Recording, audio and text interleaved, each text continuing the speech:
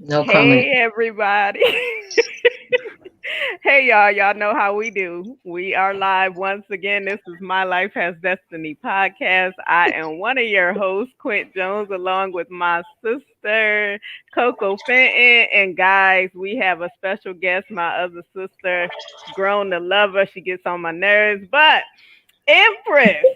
Colleen Williams is here with us tonight. She gonna be talking about her book, Blinded by Love. Oh my God, it's coming out next week, y'all. Make sure you cop the book. Yes, it's really, really good. Make sure you cop the book, y'all. We happy. We walking in liberty and not defeat because there's no other way to do it. And we give God all the glory over our lives on today. So, with that being said, I'm excited, y'all. I am so excited. So I'm gonna let Coco, because she looked like she got something to say. I'm gonna let her talk, and then we're gonna let Empress talk to y'all a little bit about her book, and we're gonna go from there. I ain't got nothing to say, y'all. I don't know why she did that, but okay. Wow. Hey Genesis, how are you? Hey. Um, all I can say is, you guys, yeah, just like I said about Q's book, you might want to go get it. That's all I Yes. can really say. Um, I'm not going to go into it because she's going to go into it on her own, and then I'm going to say what I want to say afterwards. Yeah. Yes. Um. So yeah, that's how that's going to go tonight. Yep. I hope she's ready for her interview and all that, and I hope she's ready to tell you about her book and all that. Because right now she's just staring at the screen. And yes, Genesis, firecrackers in the building on tonight, and we Yes. acted up. Oh my Yes, we God. are. Yeah, but y'all know we like to have fun. We get up Yes, here, we do what we got to do. We are serious when we need to be, but we love to have fun. yes, So yes, yes. anyway, like I said, hi Hey, Diane. Diane. So yes, we Yes, are excited about her book. Woo woo woo. author Um, supporting authors. that's Yes, it. Genesis. And you guys, please go and catch our Authors Cafe. Please, please, Yes, please go and check out the group.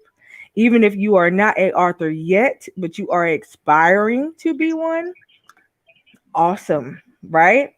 So at the end of the day, I want you guys to go catch our group called the Authors Cafe. What we do is it's multiple authors in the group. For those of you that want to know how to self-publish, we have a few of them that have self-published all of their books. We have some that have went through publishers. We have some that have multiple books written, and we have some that are just coming out that are just first-time authors. And we all kind of bounce off of each other, give each other some, some little nuggets here and there. And then we also choose one author a week to support and shout out. That particular author also gets a airtime here on the podcast with us to cut up a little bit, yay. can talk about what they got going on with their book and anything they got coming up afterwards. So we ready, y'all. We ready to support. We ready to give back. And on top of that, the next thing that we do is we purchase a copy of your book. Yes, So whether it be hard copy or ebook, most of us have purchased the ebooks to kind of make it easier so that we can, read your book while we're doing the podcast in case we just catch it at the last minute. yes, But either way, we still making sure that we support you guys. So all we want you guys to do is to know that we do have a group called the Authors Cafe, and it's also a book club. So we are going to have authors that are going to come on and read sections from their book, and then we're going to discuss what we have read. yes, So in order to be a part of the book club, that means you have to do what though? Purchase the book. yes, So but we are excited. We are excited. There's so much going on. This is Empress her launch of her book. So we are so excited for her. Q has a new book coming out too. Hers is in pre-order. Hopefully you guys will see me in July. And we go from hopefully. there. So it's a whole y'all will see me in July. Thank Okay. you. Oh, Thank you. So and then I think we have a couple more authors that got some on pre-order as well. So we have a lot of authors that got new books coming out, new volumes to things. And on top of that, me and Q, I don't know. Empress, are you a part of the collab book too? Yes, yes, Okay. she So will all be. three of us are a part of the I don't collab want book to know too. that. She will Or be. okay, so we are a part of a collaboration of another book as well. So and me and Q and I guess Miss Empress too. Thank you for coming aboard.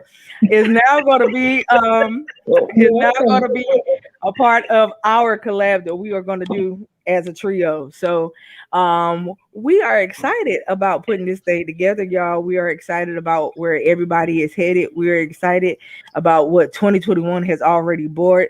We are excited about just everything. You would figure that after 2020, I mean, what is there that you could Right. say? But we brought 2021 in with a bang. I Yes, mean, and we plan to Sure on did. finish. We plan on finishing it with even a big right. bang. And let me tell y'all, we are so super excited, and we already so super booked up. We will give you guys the announcements right before the end of the show because we got a lot coming up, a lot going on, and we are going to go from there. So, Hey T, without wait, further before ado, we wait, we got somebody in the studio. I'm not I sure who he see. is, Mr. Roger Miller. Do somebody know Um, him? um, I don't. Okay, I D- guess you do. Okay, do you Okay, want us to bring him up or is he cool in the studio? okay. Is he cool sitting in the back? Wait, You what we cool doing? sitting in the Whatever back? you, You You bringing him cool? in? You it's coming up to in? y'all. He said no. He cool. You cool. Okay, Okay. Oh, okay. excuse me. All All right. right. So without further ado, but hi, Mr. Roger, welcome. Hi, Mr. Um, Roger. but without further ado, we are going to let Empress talk about her book, and then as she talks about the book, we will go ahead and we will ask our questions that we have for her. Again, as always, please like, share, and comment. If you have questions, put them in the chat, and we will address them as such. So go ahead, Empress. Well, hello, hello, hello. What a start of this journey. Oh my gosh. Good afternoon, everybody. My name is Colleen Williams, aka Empress. And since we already have Mr. Roger Miller, I don't even know this man. That's my angel. That's the one I was telling everybody about. I don't know him. I don't know nothing about the man. I'm going to start reversing. He was the one that got me out of this mess that I'm in and forced me out of that abusive situation back to where I am.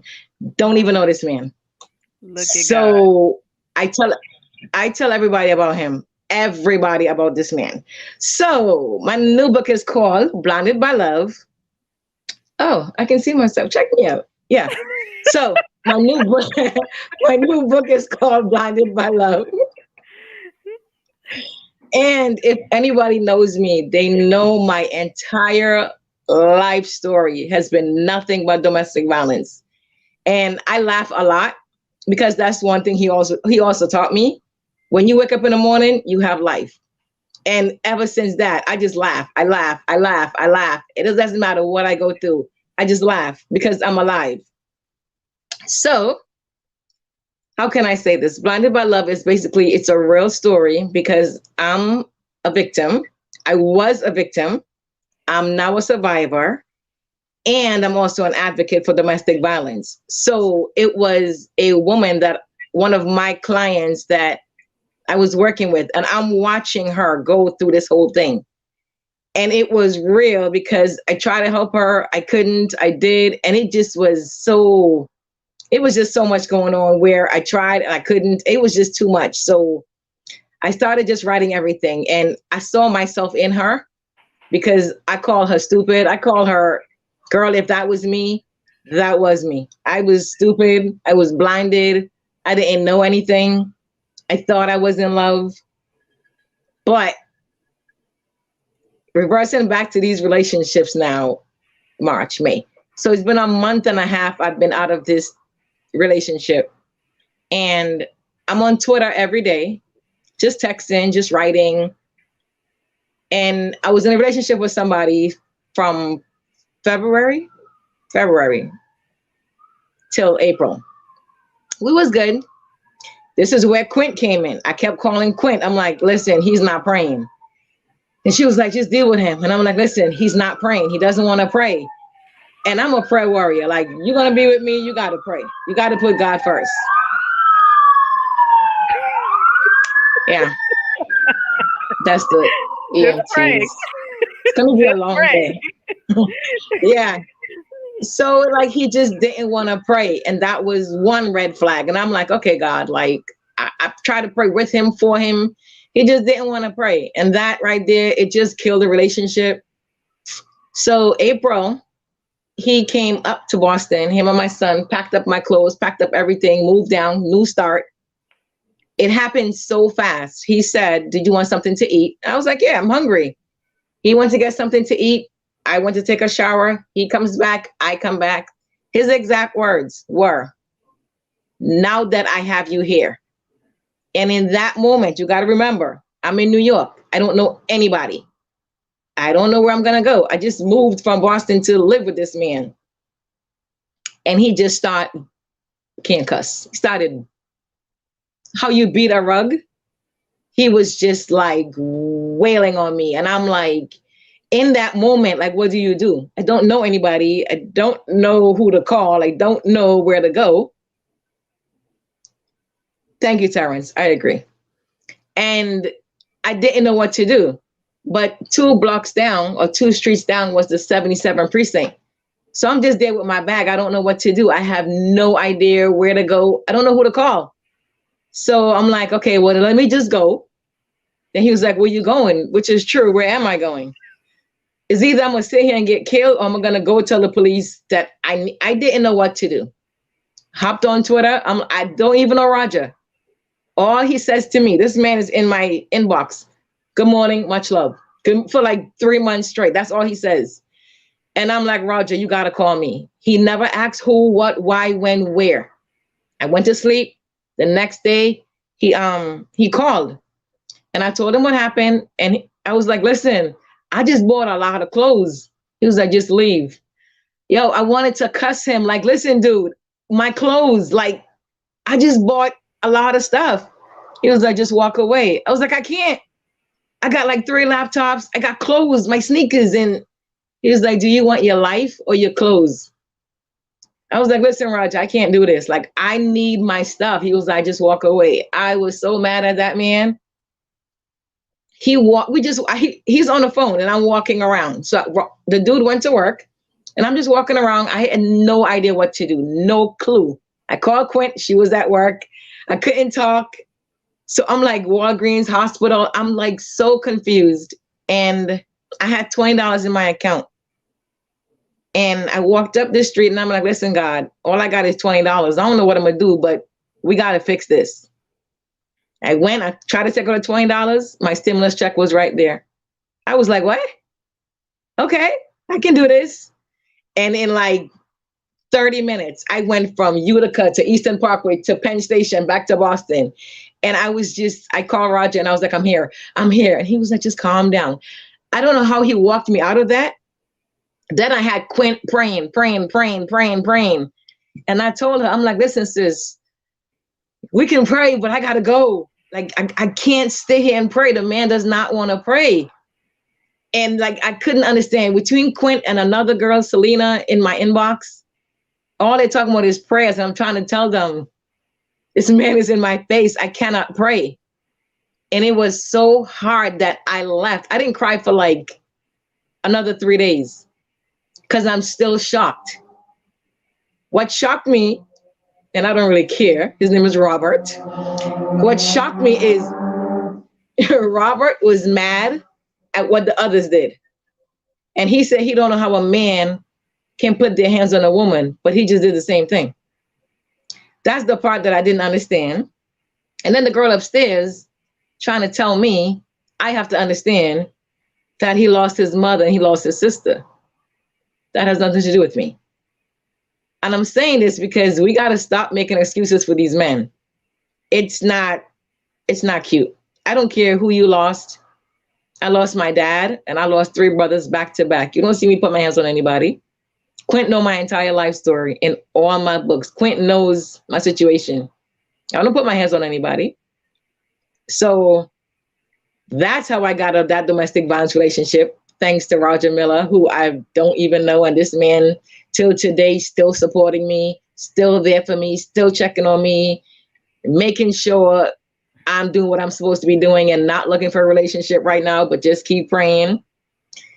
Hold on one second. That's a With pause. that being Now, said, go ahead. can you hear me? You have another guest that came in, Mark Julian. Do you know him? Can't hear nothing. Can you hear me? It's just circling. Okay, It's just can you hear circling. now? Can you hear? Can you hear? Okay.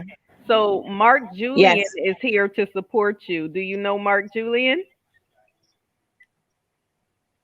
Can't hear you. Okay, can you hear me? Yeah. Okay. There's a person up here who says that his name is Mark Julian. Do you know them? Yeah, I know. Okay, well they can't. I don't want to see nobody's face. I'm gonna start crying. So I don't want to see nobody's face. Well, they say that they are here to support you. And they wanted to be brought in on the. They don't have a choice. They have to, or else. No, I'm joking. Okay. All right. So we just want to make sure. Yep. I think it's my internet because that was Mr. Mark. He blasting some music. We brought you on live, Mr. Mark. You got to turn the music off.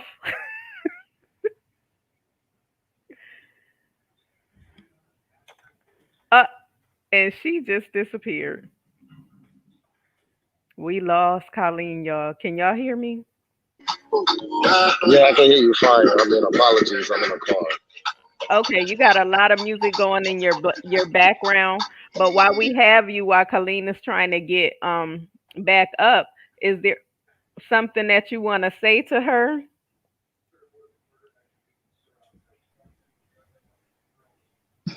I quit. I can't do this.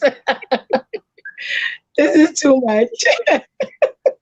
Okay, he muted himself, so I can't unmute him. It's you, Coco. But I'm gonna talk to you after the show. No, I'm saying I know there's a lot of noise. No, I just wanted to say, like,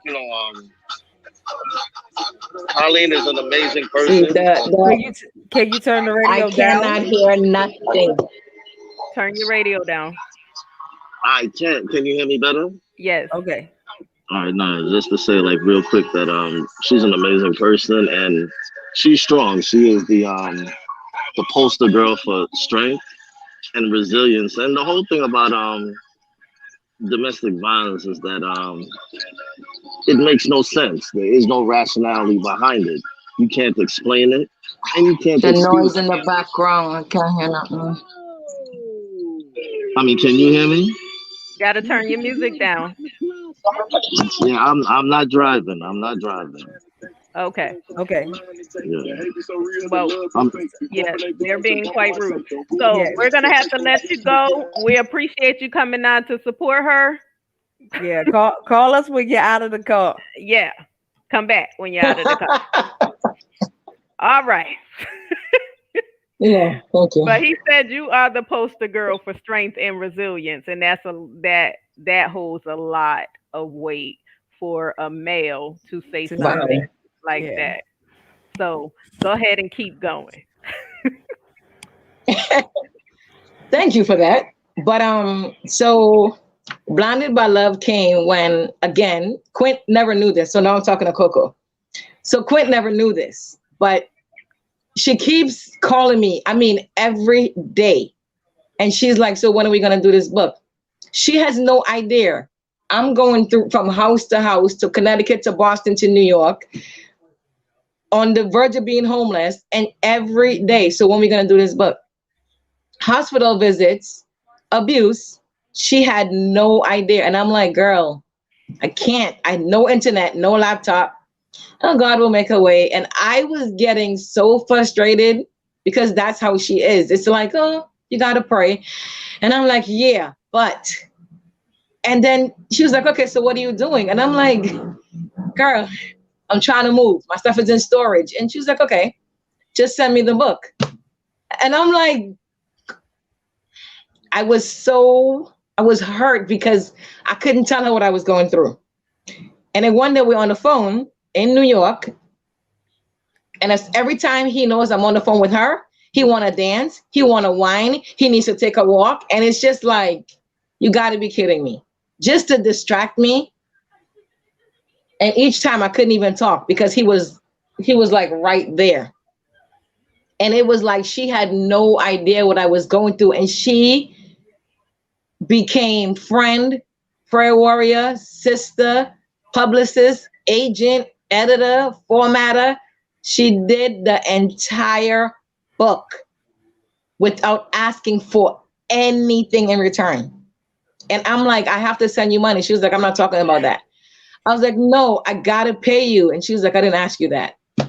And I'm like, I gotta find a way to give you something. She was like, well, anyway. And she just keeps going and going. And I'm like, girl, I can't. And she just, and if she couldn't find an excuse in me, then there's no way I should find an excuse for myself. But she never knew I was in Boston. I was on the Amtrak. I was on Peter Pan. And it's just regular for her. Like, it's nothing. And this is her book. Like, she pushed this entire book, front, cover, synopsis. She did everything. All I did was just smile. That's it. So I never get to say thank you because you won't let me. So from the bottom of my heart, I truly, truly thank you. And I don't want to cry, but no, you're trying to it's make crazy. me cry, Like, and I'm not it's even crazy. playing with you right now. No, it's crazy how somebody can just come into your life and it's like Roger. He could have been like, girl, what do you want? He don't know me. He just called and he was like, walk away. And I'm like, dude, where am I walking? I don't know nothing about the buses in New York. He was like, just walk. And I'm like, where am I walking to? He was like, I don't care, just walk. I'm like, oh my God, like, domestic violence is not just physical, it's mental, it's emotional. And him having me in that house, just sitting there like I'm some trophy, I could have stayed in Boston for that. You know, and it's like, this is my first time talking about it because I'm still in shock. I'm still in shock. It's crazy, like, wow, like, I haven't cried, but because Roger won't let me, but I just haven't cried, and it's just crazy. Nah, he's just every morning, it's like him, Quint, Selena. It's just like, you're not giving up. You're not giving up. And it's like, I want to. Like, what am I going to keep living for? If this is my life where men just going to keep abusing me over and over and over again, what is the point of living? That's how I feel. I talked enough. So go into your book. Because you're not going to make us cry right now. We're not even going to do that. Like, for real? She talked enough? Like, for real? Right. You just cut it short. So, and when you say because if men are just going to beat on you, it's not about the men, it's about you and what you're going to tolerate, and you going through the healing process before you get into another relationship. And a lot of that you said in your book, Blinded by Love. You have to be ready and understand your boundaries before you jump into something else. And you have to recognize your triggers. That's what you stated. So what you write, you have to live by. When you pray, you have to pray for guidance. And no, you don't go looking for a man. The man is the hunter. He who finds a wife, I know, findeth a good thing and not favor. Don't forget the favor. You're his favor. Okay? And that's where a lot of men and a lot of women, we don't understand who we are as women. We don't understand our worth. We don't understand that we are God's masterpiece. And we don't understand, like Coco always tell us, we don't walk behind a man or in front of a man. We walk beside him. We were taken from his rib. we're supposed to be equal to him. And a broken woman and a broken man equals a broken, toxic relationship. Right. So you cannot go into a relationship broken. It's not possible. So with that being said, Coco has something to say, and then we're gonna go into your book because I know she was getting ready to say something. I don't know. Look, y'all, I don't know why she keep doing this to me today. I don't look. I am here to listen to Miss Colleen, Miss Empress. That's what I am here for. And when I have the unction to say something, I will say it, ma'am. Okay. Right now, I don't. I'm listening to her, and I'm listening to something else. But you know what that something else is. We're going to go there in a little bit. Okay. But so I need to hear from her about her book. Go into your book. Blinded by Love. You can't hear me? You're freezing up. Okay, your internet acting ugly. All the way up. Can you hear me now? So can you hear me at all? Can you hear me at all? Okay. Now I can. So let's talk about Blinded by Love. I know in one part of that book, you discussed a man that was raping this woman and raped her for 3 hours. Tell us about that part in the book. Because that was like... Gotta repeat it again. Okay, you talked about a man in this book that was raping a woman, and he raped her for 3 hours. The police came, and he made it look like everything was okay, and he was just making love to his woman, and the woman was able to make noise, and that's how the cops found her. Talk about that. And when I spoke to you, so the thing was a real event. So yes, I need to know about that. Yeah. Okay, so the thing with that is in America, our domestic violence is different from Trinidad. So in Trinidad, the rules are kill or get killed, and that's really it. There's no lockup, there's no restraining order, it's none of that.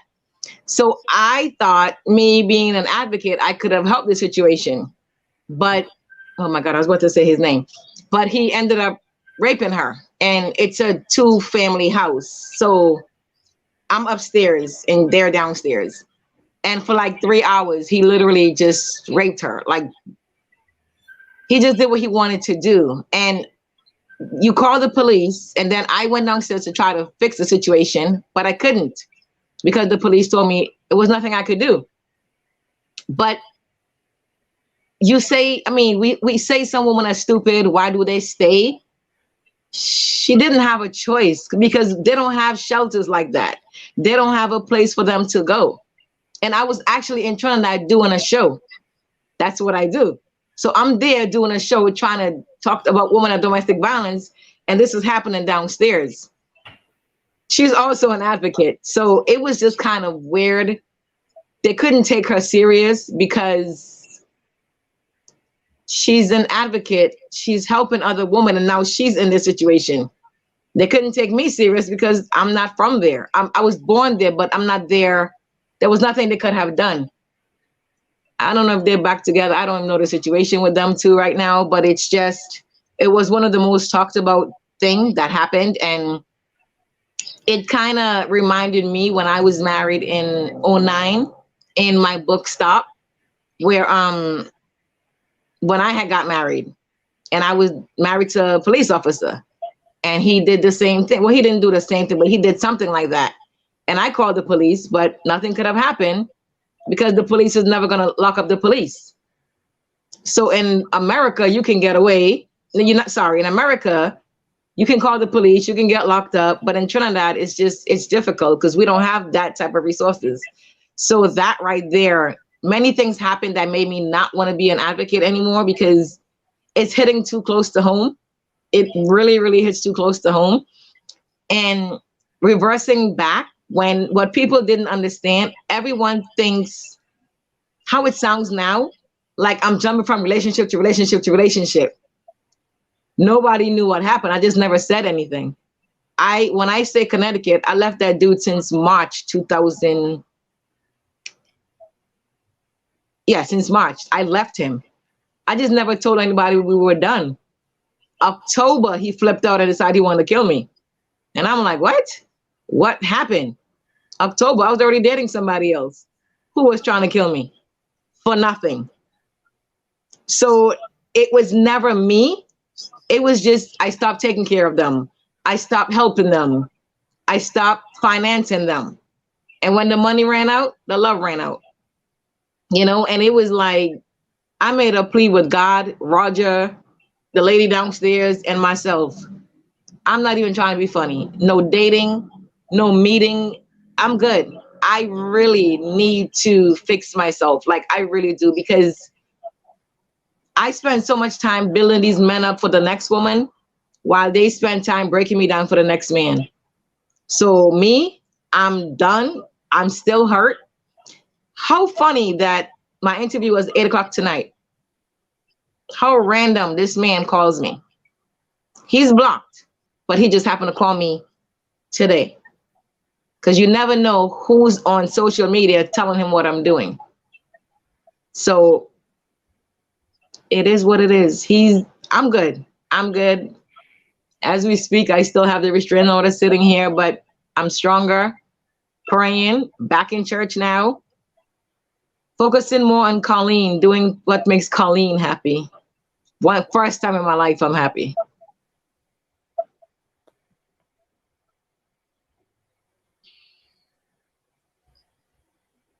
Let it out. I'm watching you. Crying is healing. No, I'm watching Coco. I'm not crying. I'm good. I'm looking at Coco because she just keeps messing with me. I'm watching her. I haven't said a word. I'm just staring at the screen. That's it. I You try to be so innocent. You try to be so innocent. No, I'm far from that one. Oh, I know. I'm You're far too from that much. one, but no, I'm just in here looking and listening. Yep.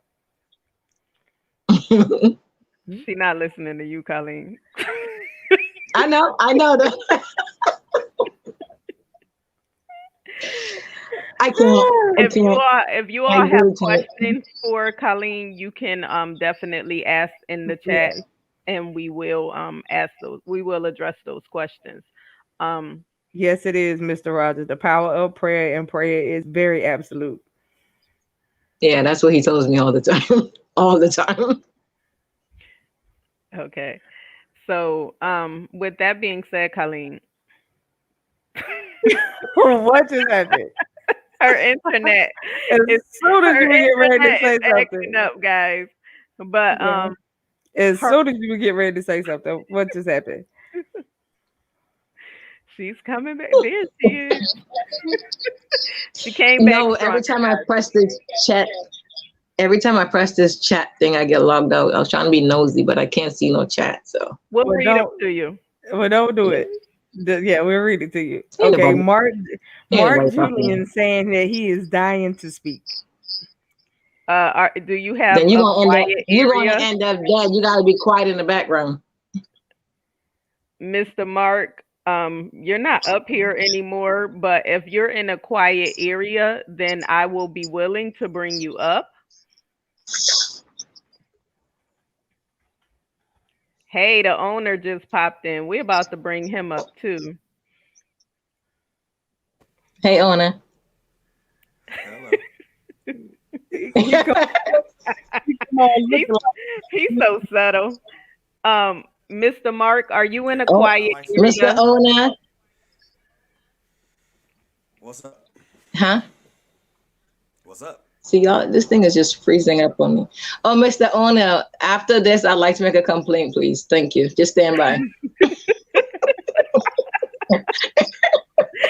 Yo, we like to have fun up here, but this is a very serious topic. Who's it playing against? Coco Fenton.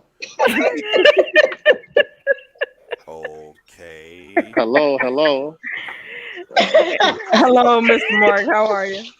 I'm fine. Good evening, everyone. Good evening.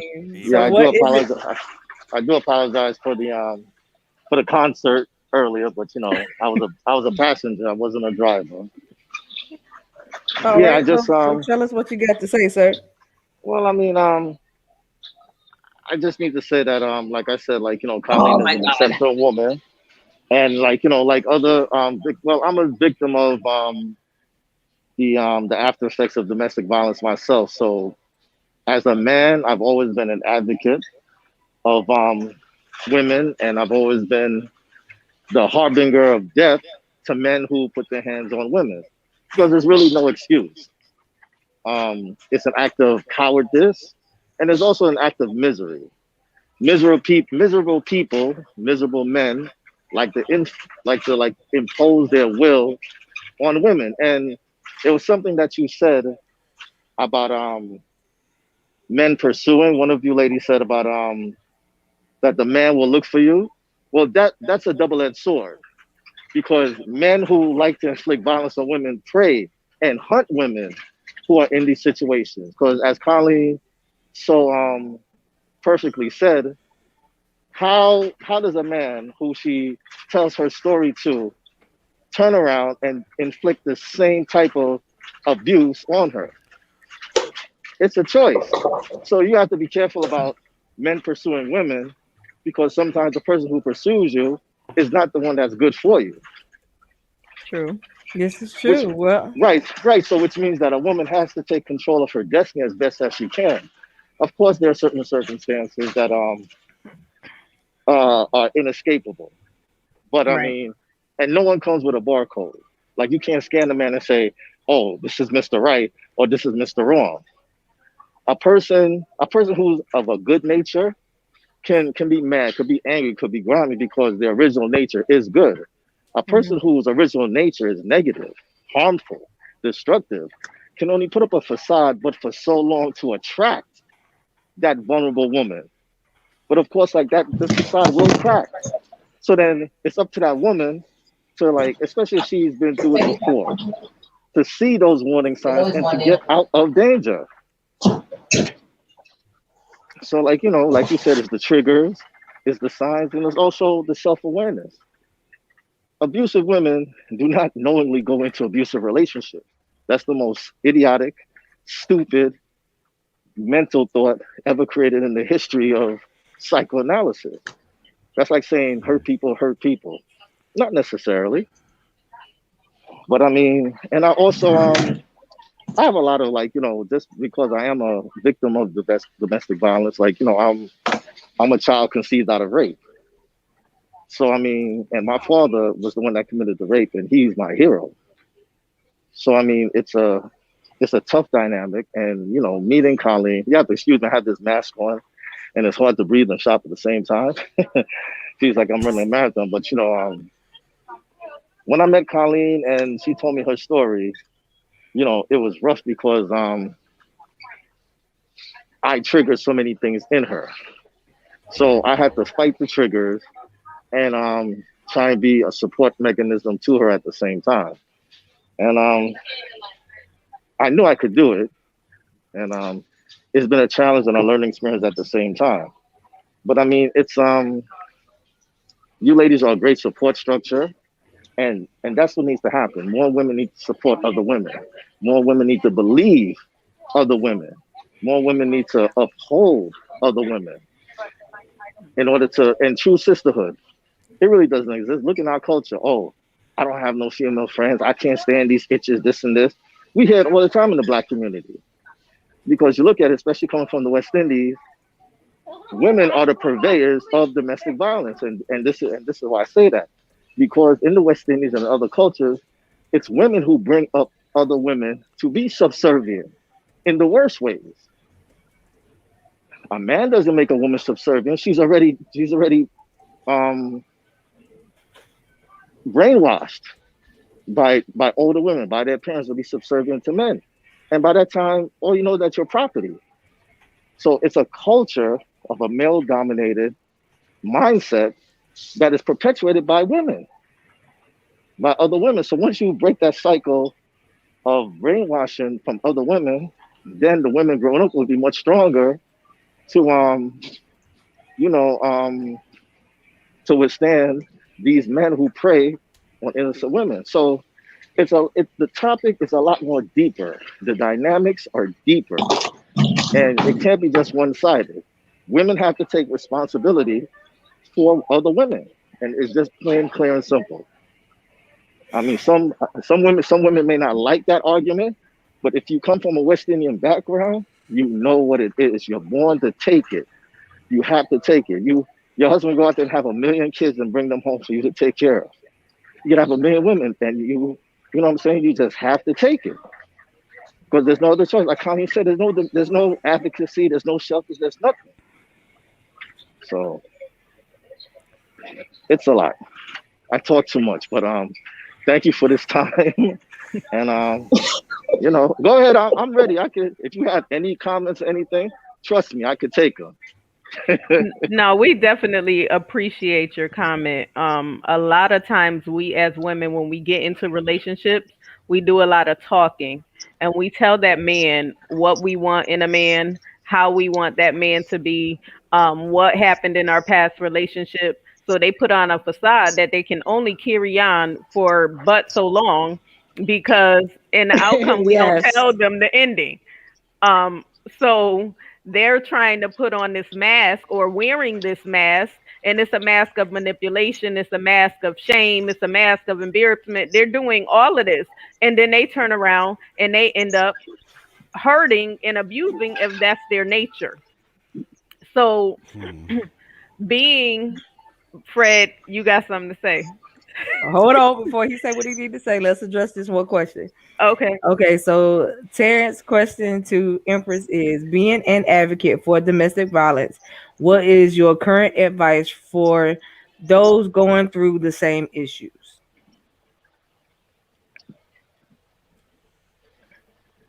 Find a way out. Very safe.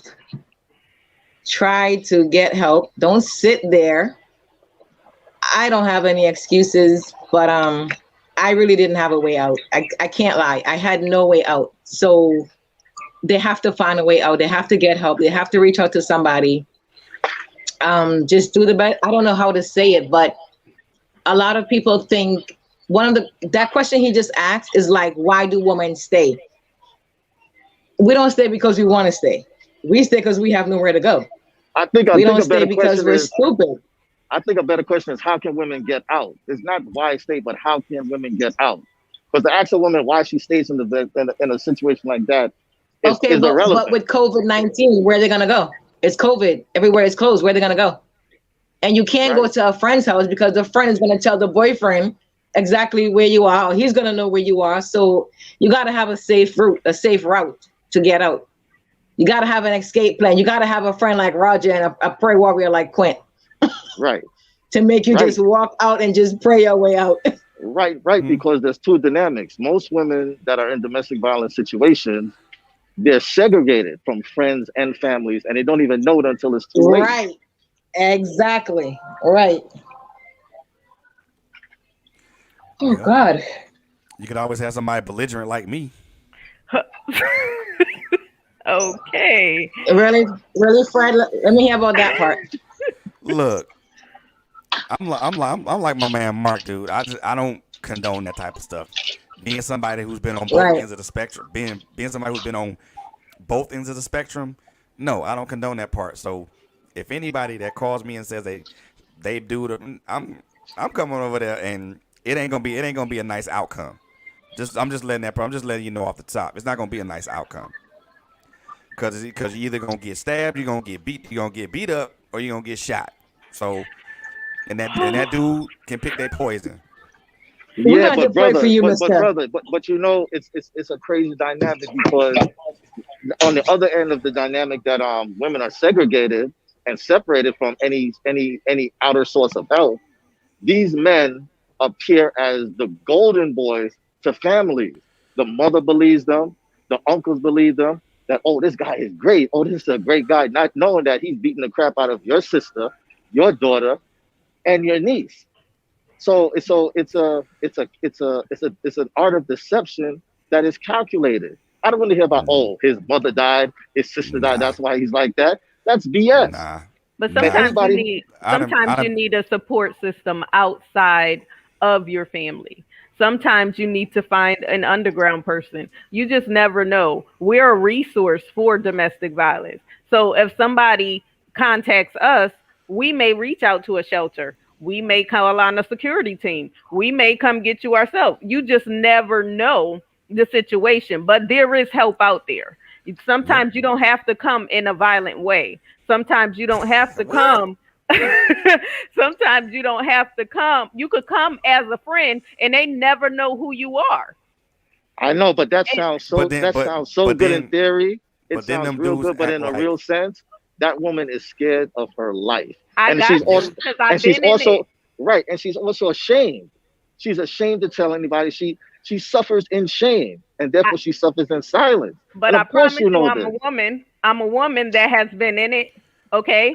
So I know what I had to do to get out of it. And I know for 11 years, I was separated from my family. But Okay. when I got up the nerve to call on my brother, he came and got me at midnight. Okay. Right. It's a matter of you having enough nerve. It's a matter of people like us reaching out to those people because they are fearful, or we are fearful. It's not all. This is real world. This is what we do. Coco and I have an organization. This is what Right. we do. So we Okay. understand where it comes from and how it works. So yes, Right. we do reach out. Yes, Right. we do go get you. Yes, we will show up by any means necessary because this is what we do. Right. So how do we put the fear in men not to touch women? How do we Touch a back. Oh, sorry. no no no Sorry, no see, no, No. 'cause no No. but No. exactly right, because That's- check this, because but that's pretty hold on, much- but check this dynamic. Why is it always that the man who abuses I don't know what happened. Uh-oh, what happened? I don't know what happened. I don't know what happened either. He was talking and I it mean- blanked out. I mean, I'm gonna say that to that point, what he said earlier about that. I mean, again, I've been on both sides of that spectrum. So any dude that does that to me is a straight up coward. Period. right? So, I agree.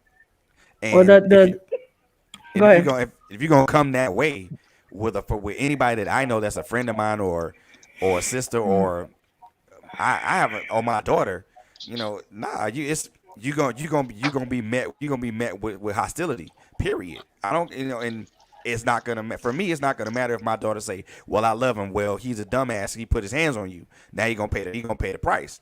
And I'm gonna give him a stern warning. You put your hands on my daughter or my sister again, and it'll be the last time you do that, because next time your ass gonna be carried out in a box. Yep, exactly. I mean, I and for agree me, with you. and The for me- biggest and it's not a- way to get rid of the fear factor, though, when it comes down to men putting their hands on the women, is the women have to have enough backbone to fight back. That's right. And a lot of times you're not going to find that. A lot of times it's going to really take a lot for that female to fight back. For me, it only took one time. Oh, that's what you want to do. Okay, so let me show you what you're working with. I'm not finna be your punching bag. You're not finna throw me up against the wall and think that I'm just gonna sit there and take it. I'm not that chick. Yeah. You know what I mean? When I was in high school, I used to fight dudes for less. So I know that you ain't finna do that to me. And I'm grown now. You know what I mean? I've only been in a domestic violence situation once. As far as it being like actually violent. Now, verbal domestic violence situation is different. But actually violent and him putting his hands on me, that happened once and one time only. And after he put his hands on me, I guarantee you he ain't touched nobody else. Well, so let me just contradict what you just said, Coco, because verbal or physical violence, domestic violence is domestic violence, no matter what the Right. I didn't say it was different. I said it's different. The violent part and then the verbal part is different.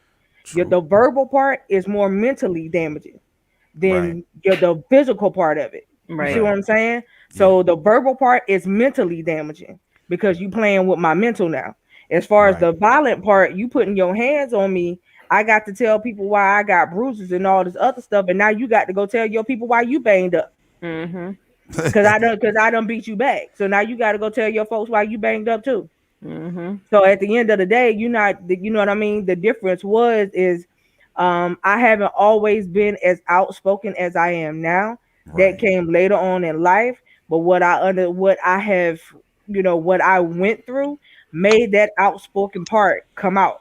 And at the end of the day, you're not just going to treat me any old kind of way. I'm not your doormat. I'm not your rag doll. I'm none of that. At the end of the day, you're going to treat me No. as to what I am. I am a lady. Right. That's what you treat me like. If you can't treat me like that, you pack your crap and go about your business. That's right. That's pretty much how it But is. We don't need to be together. We don't even need to roll together. There ain't nothing we need to do. That's right. And you got a lot of women that don't do that. When it comes right. time for them to step up, you step up when it's too late. And I've seen a lot of women even do that. The only time they stepped up is when that dude decided, well, the way to get to you is through your children. I'm not gonna beat you no more. I'm gonna beat your kids. Hmm. Mm. And Mm. now, the way to get to me is my children. You put your hands on my children, you gonna die. That's right. Period. Point blank. It ain't even no Word. your mama, daddy, everybody finna come around and see you in a nice little casket box, and that's what it's gonna be. Because if you touch my children, it's the end of the world for you. That's right. That's it. So at That's the true. end of the day, you sitting here telling people, "Oh, that's how I'm gonna get to you."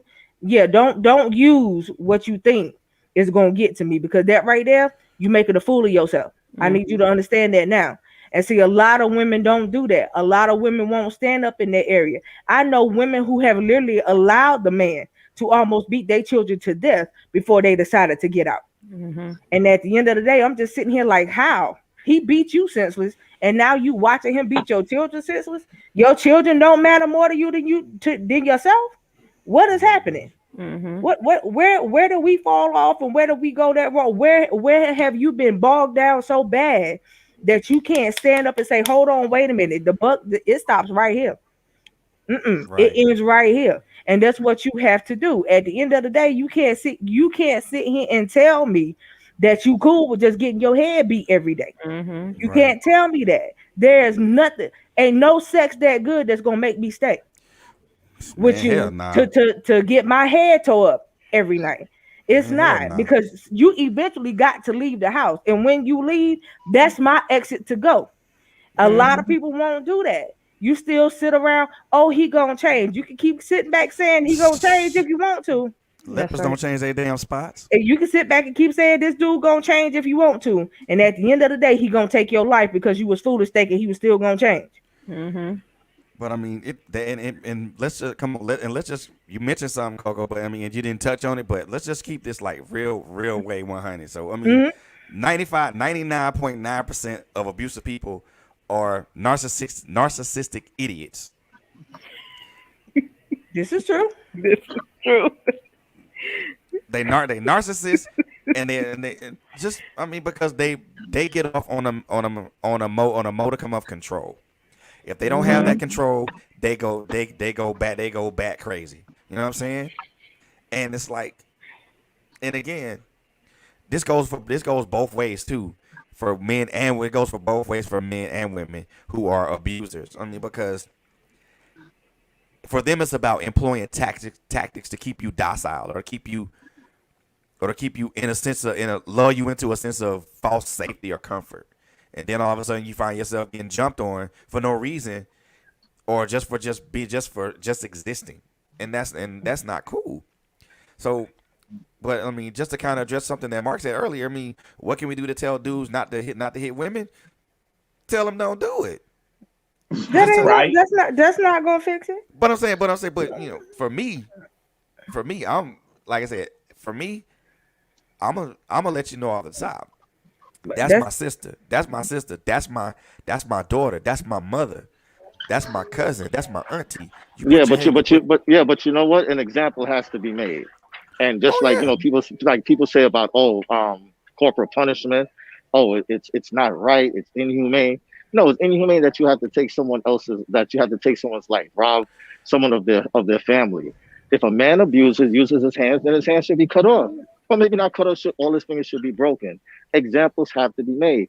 These men have no fear of a restraining order.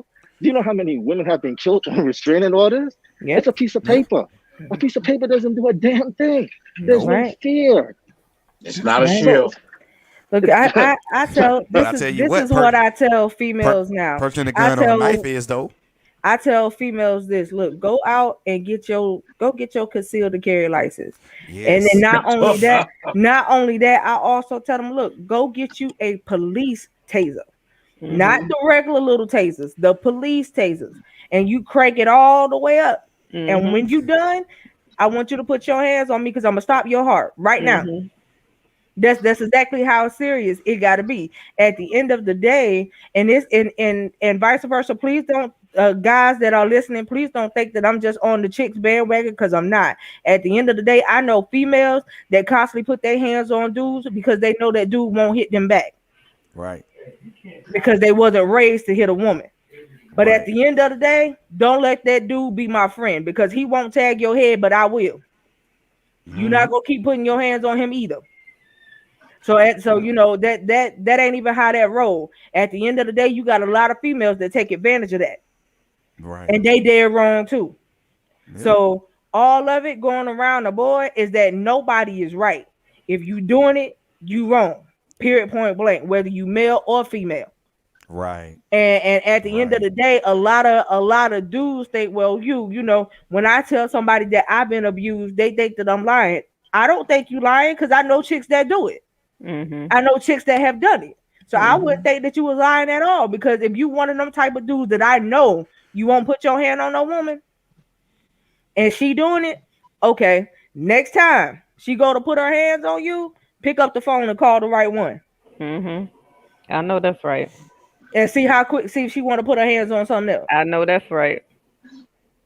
Well, I'm Because an advocate. it don't have I'm to an be advocate on of you. personal responsibility. When you see a sign, I mean, Maya Angelou said it best. When people tell you they are, believe them. Go. I mean, and I'm not trying to say this like it's some cakewalk. You know, I struggle with it. Everybody wants somebody. Warm body is always better than a cold bed. You always hear all that. But the fact of the matter is, people tell you who they are. They make mention. You know, that one warning sign you had, that not praying. The reason it was on your heart so bad is because you knew in your soul that that was a warning sign. And you kept asking the same question, but he won't pray, you know? And that's, and I'm not putting that out as like you missed it, but that's what we all do. We have these one things. No, I did miss it. I did miss it. Yep. And that's because he faked it. Because when he started praying with her, it was like it was genuine, but it wasn't.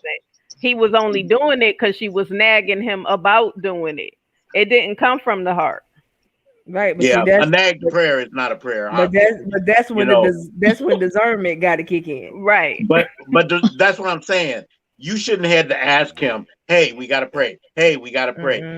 We are, and like the title of your book is Blinded by Love. You then said, oh, he started praying. Awesome. It wasn't no life-changing item that got him. That, you know, nothing turned his heart. He just said, if you don't start now, you know, your girl gonna walk out the door. All right, I guess I better sit here. That's like when he said, I want to watch a wonderful romantic movie. No guy's out there going, yeah, let's go do that. Right. We do it because she wants to do it, and the night's gonna be better, and I'll get my reward at the end, just like a doggy treat. But see, this is the biggest thing, and this is where I'm gonna come from on this. So when you were saying that he wasn't praying, right? My question to you is, what were you praying about when he won't praying? Oh, I always pray. I'm up at 5 every morning. I pray from 5 to 7. I pray for me. I pray for my son. I pray for homeless. I just pray. I just pray. Right. But being with him, I was just, no, I know, but I was just praying to God that, okay, I'm praying for him to get to work safely. I'm praying that he has a great day. I'm praying when he comes home, he'll talk, because he's been very, very quiet. And I told Quint all of this. And one thing about me, I don't beg no man for nothing. And the moment I'm like, listen, this is it, I'm done. Like, I'm praying for you. I'm sending him a prayer text. I'm praying while you're at work. I just pray. That's what gets me through. And then when he just started, didn't care, and he prayed today, then I was like, just forget it. And I stopped praying for him. And I just asked God to change me, like, show me a sign. Let me know what I'm supposed to do. And that's where everything was just like going downhill. I think that was, Terrence said about Maya Angelou, when a person tells you who they are, believe them. Mm-hmm. A man will never tell you he's abusive. He never. showed you though. My son showed you. But that's the thing. No, he's very quiet. And see, Robert, when I finally got to know him from what she was showing me, like when I say he put on the facade, the first time he proposed to her, it was beautiful. Yes. The second time was even better. Yeah. And I'm like, wow, okay, he cooking her dinner, but then all of a sudden when he get her down there, now everything changed. Oh, now I got you where I want you. And the first night that he moved her, that's when I found out he beat her. Because when I got in contact with her a couple of days later, I'm like, how come I haven't talked to her? I talk to her every single day. Where's she at? I just got out the hospital. What the? Yep. What do you mean? I'm not understanding. Why were you in the hospital? He beat the crap out of me. What? Not the person that's constantly joking when I call. Not the person that is just this quiet person cooking you dinner. Not the person that I was talking to in the car and you was just so happy. Not this person. But he only did that when I'm on the phone with Quint. He only did when I'm on the phone with Quint. He's the best husband, fiance in the world.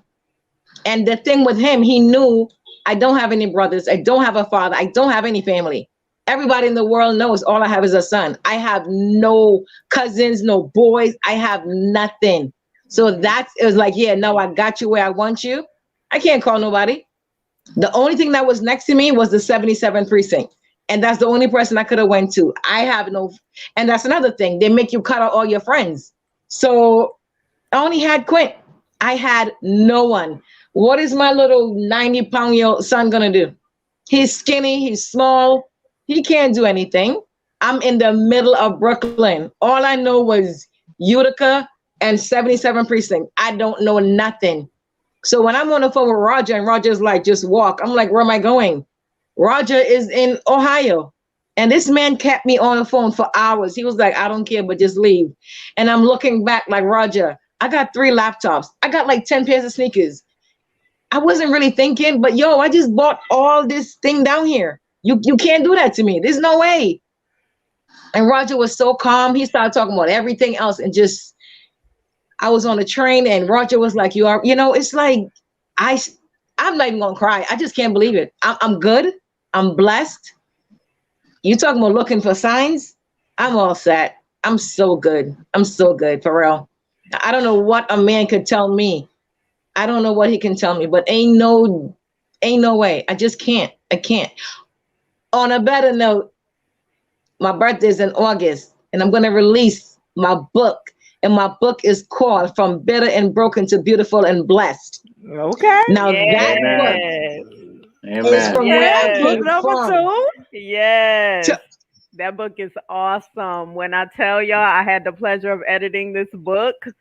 When she sent it to me, I was like, okay, I'm going to just edit it. She didn't ask me or anything. I just started editing the book. It was awesome. The girl, when I say praying, there's all kinds of prayers. There's poems. There's prophesying in there. God was really using her in this book. But, oh my God. Empress, I'd like to insert real quick. This is the part where these 2 wonderful women get real. And unfortunately, it's happened to me quite a few times. So I suggest you take the little seat belt that's around the little chair you sit in and strap in. And get ready. Get ready, right? Thanks for the warning. Thanks for the heads up. No, that's a true friend. Go ahead. They are. They're real women. They really are. And truly, God is working with them. Yes.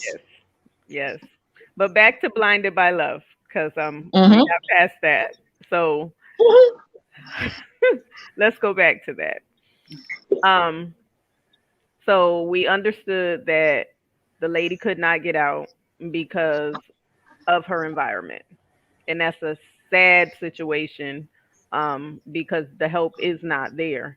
And a lot of women have that mentality that help is not there.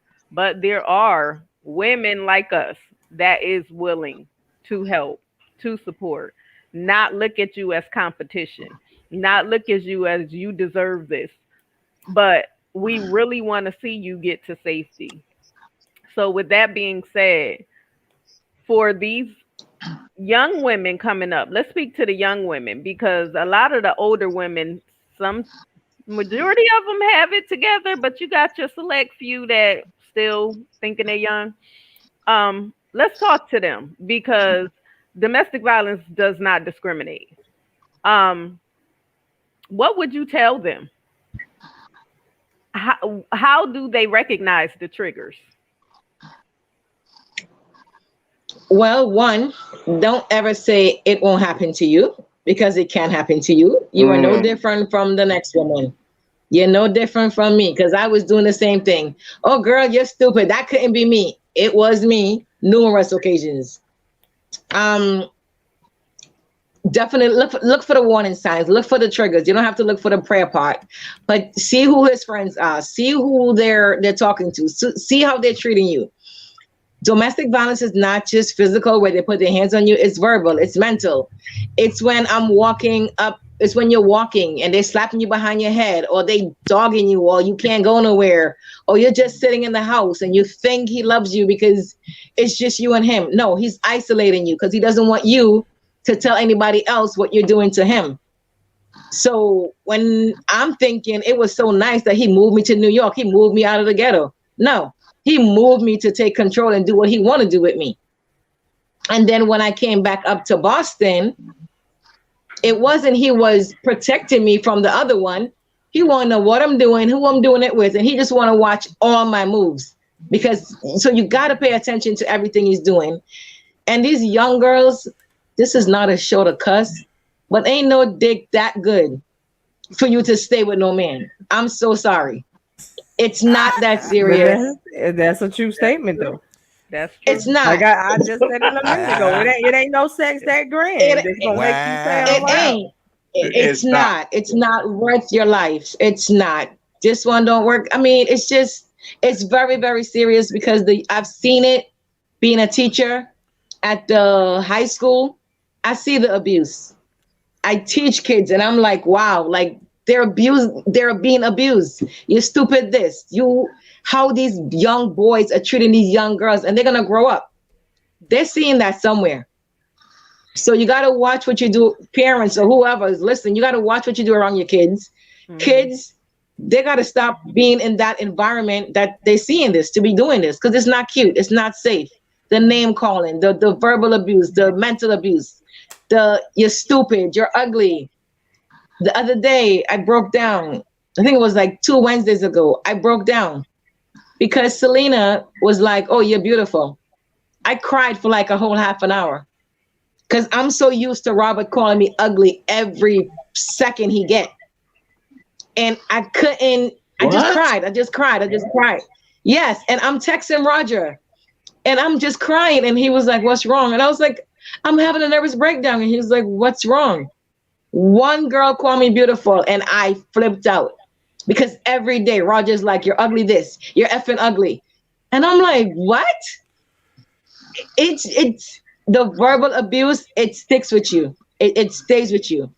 That's why you just got to be careful. You have to be careful. You got to listen. You got to pay attention. And of course, know your worth. You have to know your worth. Because if you don't know your worth, nobody's gonna know it for you. You have to know that you're worth more than just you have to know it. And stop looking for other people to validate you. You can validate yourself. That is so important because when nobody's around, you got you. You got God. That's it. I mean, so you have to be able to pat yourself on the back and encourage yourself. In that book, there was the funeral scene, where the abuser was set up to be killed, and the wrong person ended up getting killed. Right. When the wrong person got killed, the female, I can't remember names, but y'all flow with me. Ebony. She went to the funeral and she was tired, but she decided that she needed to get into a public place so that she can bring all of this out in the open and for him to act the fool out in the open. So she started. Tell us about what happened there. So Ebony was tired of and it's very hard to say the names because I made up those names and I know the real story. Right. So Ebony was tired of, well, they're not listening, but Ebony was really tired of Omari beating her. And we all know his schedule. We know where he works. We know when, we know everything. But he left and went downtown to buy her something. So she set him up to get killed. The wrong person got killed. So she had to think quick where she had to go to the funeral, because when you're in the house, nobody knows what's going on. You have to go outside so somebody can believe you. Or if you go to the hospital, they'll see the scar. So she went to the funeral, and while she was viewing the body, she knew he was going to act up. So he came up behind her in her ear and was like, let's go now. And that was her time to just turn around and start screaming. But because the funeral police was watching, there was an undercover right there. And he heard everything she said. So that was her chance to say, this happened. This is what happened. You abused me. Yes, I'm the one that you should have been dead, but I got this person dead. So she let everything out at the same time. And so she got over, she's no longer getting abused. He ended up getting killed anyway, but it's just, sometimes you have to go to the extreme because nobody's going to listen to you. For me, when I went to court, I like to point because everything is like right in my area.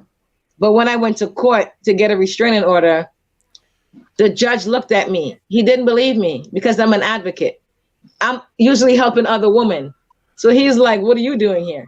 So they're not going to believe you.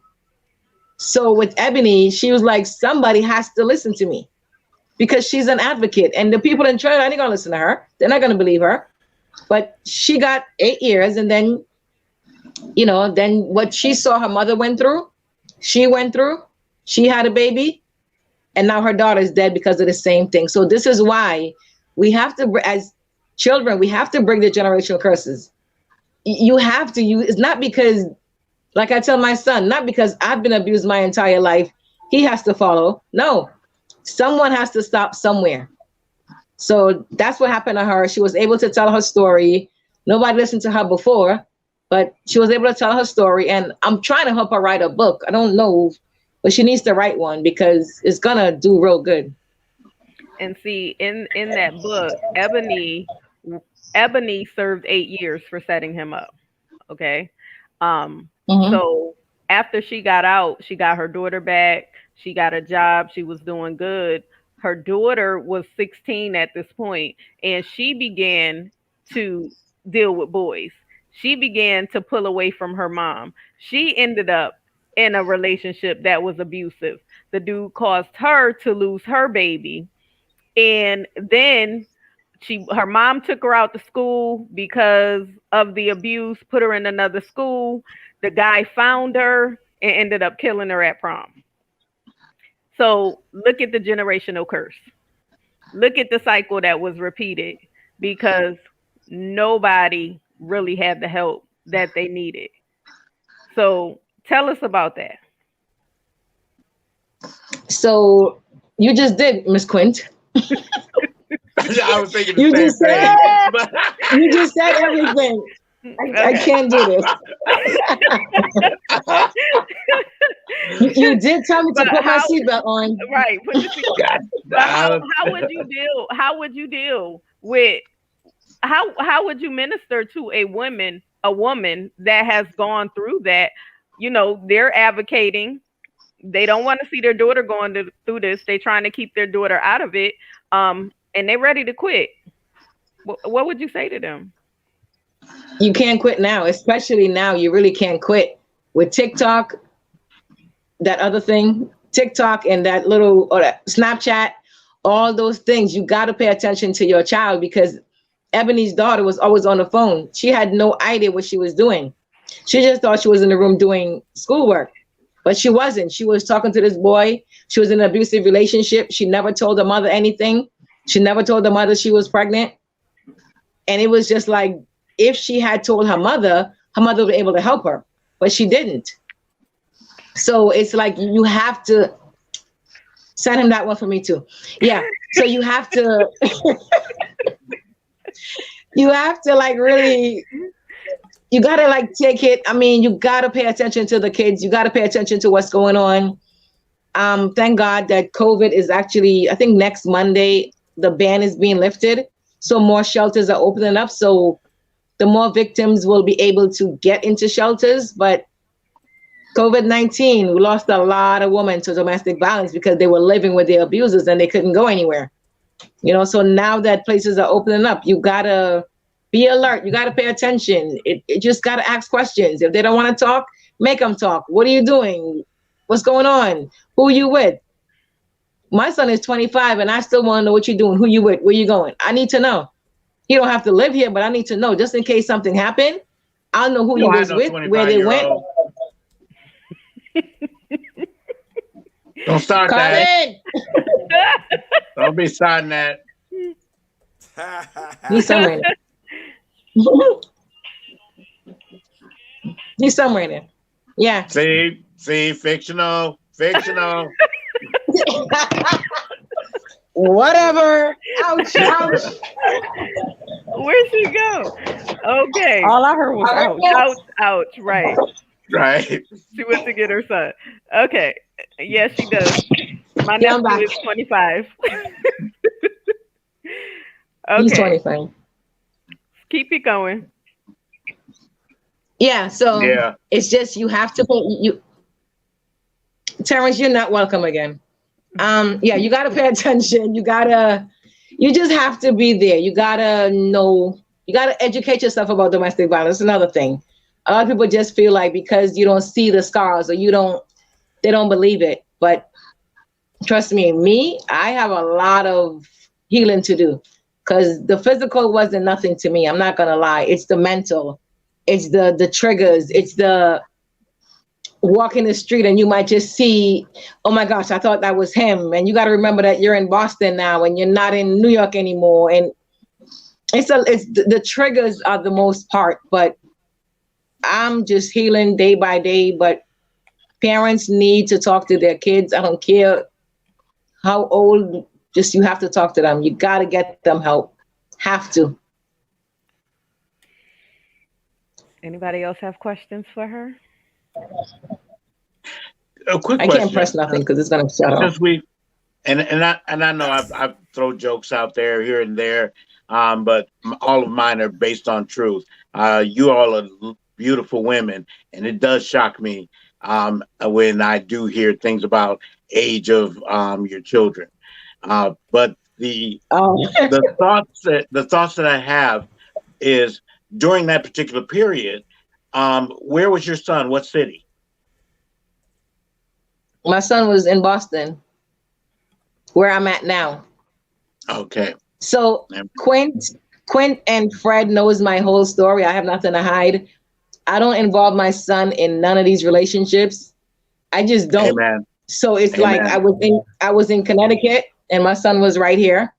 I would check on him. We talk every day, but he's grown. So, and then when I went to New York, my son was here. And it's just so funny how I thank God. That's why I pray so much, because both relationships, one me was to give up this apartment and I just wouldn't do it. I always paid the rent here and then I leave. And now look, I had to escape and I came right back here. I literally signed everything off. I'm done. I'm not coming back. I gave management the keys. And then I called them and I'm like, listen, I'm back. It's an emergency. I have to, and I'm back. That's why I pray so much, because God is just like always there when I need him. So yeah, my son, he hears about it. Yes. My son hears about it, but he doesn't, I don't involve him in it. He got his own issues. So Yeah, that's one of those fail safes you strong women have. You all take on the world, and the rest of us won't even know what's happening. It's Yeah, beautiful, but he it's a only knew double-edged because of sword. what he read. Like, yeah, he reads certain things. That's all, but he don't really. I don't know what he would have done, but who I know what knows? I would have did. Man, Huh? What he said? He said he know what he would have did. If I was your son, most No first thing I'm comment. gonna tell you is call men 911. Call 911. And most that's it. men are protective of their mothers. So they're that's not Extremely. ever gonna allow, no matter how little they are, they're not gonna allow another man to beat on them. Oh yeah, On their we parents. boxing It's on just that. Mm-mm. not gonna happen. So No. But I Coco. think the funny thing with me, I don't know why Yes, this. ma'am.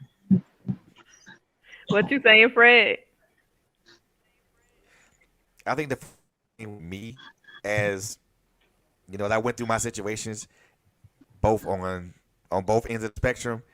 I became extremely protective of my female friends and very careful to try to be so much very much of a gentleman to the people that I would to the women I was dating afterwards. But it was such a hard transition to do that because there's a trust issue involved.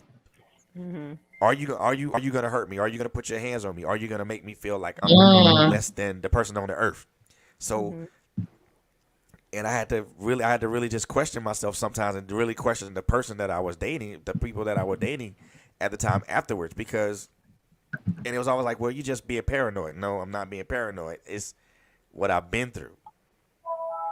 It's not being paranoid. But then everybody said, well, no, it's a phase. It'll go away. No, it ain't good. It's not a phase, and it don't.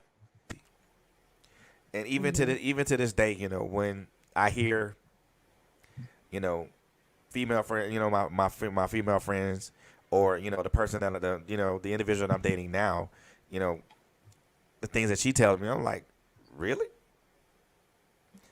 The nigga better be lucky I wasn't around, because he would have had a well whooped ass.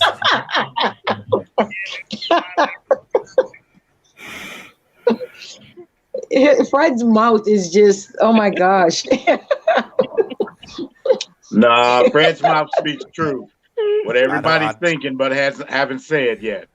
Exactly. I mean, I guess anybody who's been through that type of been through an abusive relationship has those types of issues. You know, those trusting issues, because you just don't know what the next person is capable of doing, or even saying at that point. Because you are. I mean, let's just face it. I'll admit it if nobody else will. After me being an abuser and in an abused relationship, I had all kind of walls and defenses up, because I had no idea what to expect going into one relationship, going into another relationship, because I just didn't know what to expect. And so I had all these defenses and these walls up, and it's for a reason, because number one, I don't want to do anything untoward you to put me back in a situation that I didn't want to be, that I already had got out of.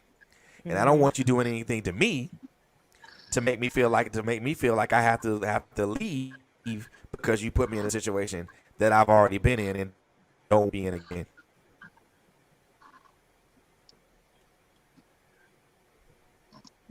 Why is this thing freezing out? Just how I look at it. I think there's a major item of choice that's stolen, that's taken away, that's held captive. Because you look at the gift of life that God has given to wonderful and intelligent and incredible women who are so strong, and for that to be stolen, for that to be taken away, for that to be used as a weapon to deceive them into thinking that they're less than they are. while we should be the ones building, holding up, moving forward. That's what the frustration comes in, is because you're looking for all those things that we don't need an outside race to destroy us. You know, they did that when they had us on plantations, broke our families up, caused us to be people who had to look out for one and only, instead of being a community. Because there was a point where you did something in the community and they ain't need the cops. Right. It was taken care of. You know, and you came back and limped your way through it and realized you gonna be all right. You know, but that's not where we are now. We're moving too many times. We don't have a community. Now, hey, I'm not trying to take away from opportunity. There are things all over this world that, you know, you want to see, you want to move, you want to get another form of life or another view on life. So the moving isn't the issue. The community, the love, the holding up is the lack thereof. I love what one of the things that both Quint and Coco say all the time about not telling your story to the guy when you meet them. Now, if they're in your life, they're going to learn of it, but they would have already established who they are before that story has come out. So there's no pretense at that point. They're already showing you who they are. They're telling you about their mom. They're talking about, you know, things that they do for their church or how they operate when they get off their job. They'll tell you about who pissed them off and what they did about it. Those are the things where you learn about them before you tell them the exciting story of your life. And that goes for men too. You want a great woman, find out she's a great woman first, and then let her know who you are so she knows you're a great guy. But all that doesn't need to come out in the first date. You know, I'm just gonna let you know I'm not. You need to do this, this, and this, and I'm bouncing. All right, I'll do that, and that. And what's gonna happen tonight? All right, that's real good. I like that. That's a good option. All I had to do was 3 things. You called it. You gave me the keys to the gate. I'm good. All until I can't act that part no more. All until the stage closes and the theater's not open anymore and the part has been deleted. Now I'm going on to the next play. But you didn't know that you didn't get a script. Right. And everything changed. So, you know, that is so important for us to get to know a person before telling them exactly who we are. I met this guy and he was like, I don't ask a woman questions. He said, I want to observe her. I want to learn who she is for myself, because as long as she's telling me, I'm going to try to act like that person. So I don't interview her, because that's basically what we're doing. We're sitting in on an interview. You're not getting to know me by knowing my favorite color. Everybody know my favorite color. If you know me, you know I love purple. If you know me, you know what food I like. So don't come buying me French fries and pizza. I could buy my own French fries and pizza. Like, you know that. I tell everybody, I put you in a category of a French fry and pizza. Depending on what type of fry or pizza you are, depends on how close you are in my life. So, no, you're not going to get that interview. If you can't tell by observing me, guess what? You'll never know it. Stay out my life. You wasn't meant to be there in the first place. So, Empress, Exactly. Empress, that's why I enjoy where you talk about knowing your worth. I love the fact that you say that. Because your worth is not McDonald's. There's one in every street corner. That's right. You know what I mean? It's not. It's not. You know what I mean? You want to understand what the worth is? Hey, it may cost you. And I'm not saying that every guy has to pay. That's not the issue. The issue is, what do you value? What does he value? That's and right. who shows that value? That's he right. watches car, don't he? Why he ain't watch you? Exactly. I Exactly. always wonder about that. It's so true. You showed what was important in your life. People can't eat in your car, but what do you do when you come to my house? Feet up all on the couch, on the table. You done lounged around. Is my stuff not worth it as much as your car is? And that should be a test. That is when you get in this car, spill some soda and see how he reacts. Oh no, don't do that. Don't. That's another asshole. Yeah. Let's see how he reacts if you spill some soda in his car or smear some ice cream. That's true. Now the truth is that is really true though. Because if he freaks out and it's a car, you know he's gonna freak out on anything else. Or let me hear how he talked to his mother. Let me hear how he talked to his mother. Well, she did. Yeah. Right. That is true. But does he still bring her up? Right. I mean, I talked to my sister, and my sister talks to. It's my sister-in-law through marriage. My brother passed away, and I always make sure she's okay, and I watch after her. She's lost both her father and she lost her mom. I guarantee you, we can't make it through a week of talking without her bringing up a joke, without bringing up a memory, bringing up something that happened with that relationship. And she's had a great relationship with her parents. And that just tells you where people are, what values them. As my dad used to say, as my mom used to say, hey, this is what my mom used to always do for this. Do you ever hear about her? Never. I'll tell you right now. You know what you said, Terrence? What? No, go ahead.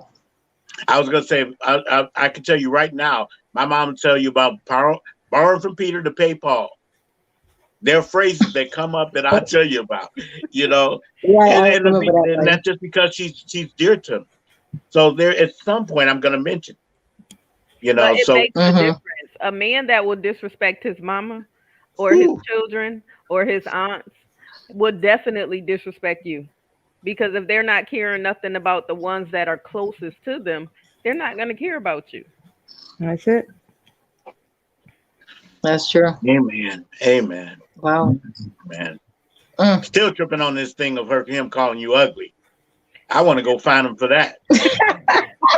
But this is the thing when it comes to an abuser. If they can tear down your self-esteem, they got I know the plan. Yes, right. So I know the plan. Easy. Right. It's easy to say you ugly if you don't know who you are. If you battling or you don't like certain parts of your body and they call you ugly, it's going to cause you to think, dang, the man that I'm in love with think I'm ugly. Now you're going to start thinking, maybe I really am ugly. Maybe, what do I need to do to fix myself? This is my fault. Maybe I need to put some more makeup on. And, you start thinking all this stuff. And it's like, well, dang, now you stop dressing the way you should be dressing and you're not taking care of yourself. Why? Because he don't want nobody else looking at you. That's why he tearing you down. He wants you all to himself. So he did everything in his power to tear you down. Yeah, you can't come home talking about the guy who thought you were all cute and everything, or the guy who drove by you and just said, man, your man must really love you. He ain't gonna let you go nowhere. Right. Just as a compliment, and he keeps on driving. He'd get upset. Right. Where the guy who knows how awesome the woman he's with, he takes it as a compliment. That's right. I got you, girl. You don't got to go nowhere. Right. Because if you had a thought, he's trying to think how to make sure you're doing well. Two people making sure that that they're outdoing the other person, neither one of them will ever fall short. Yeah. The problem is finding those two people together.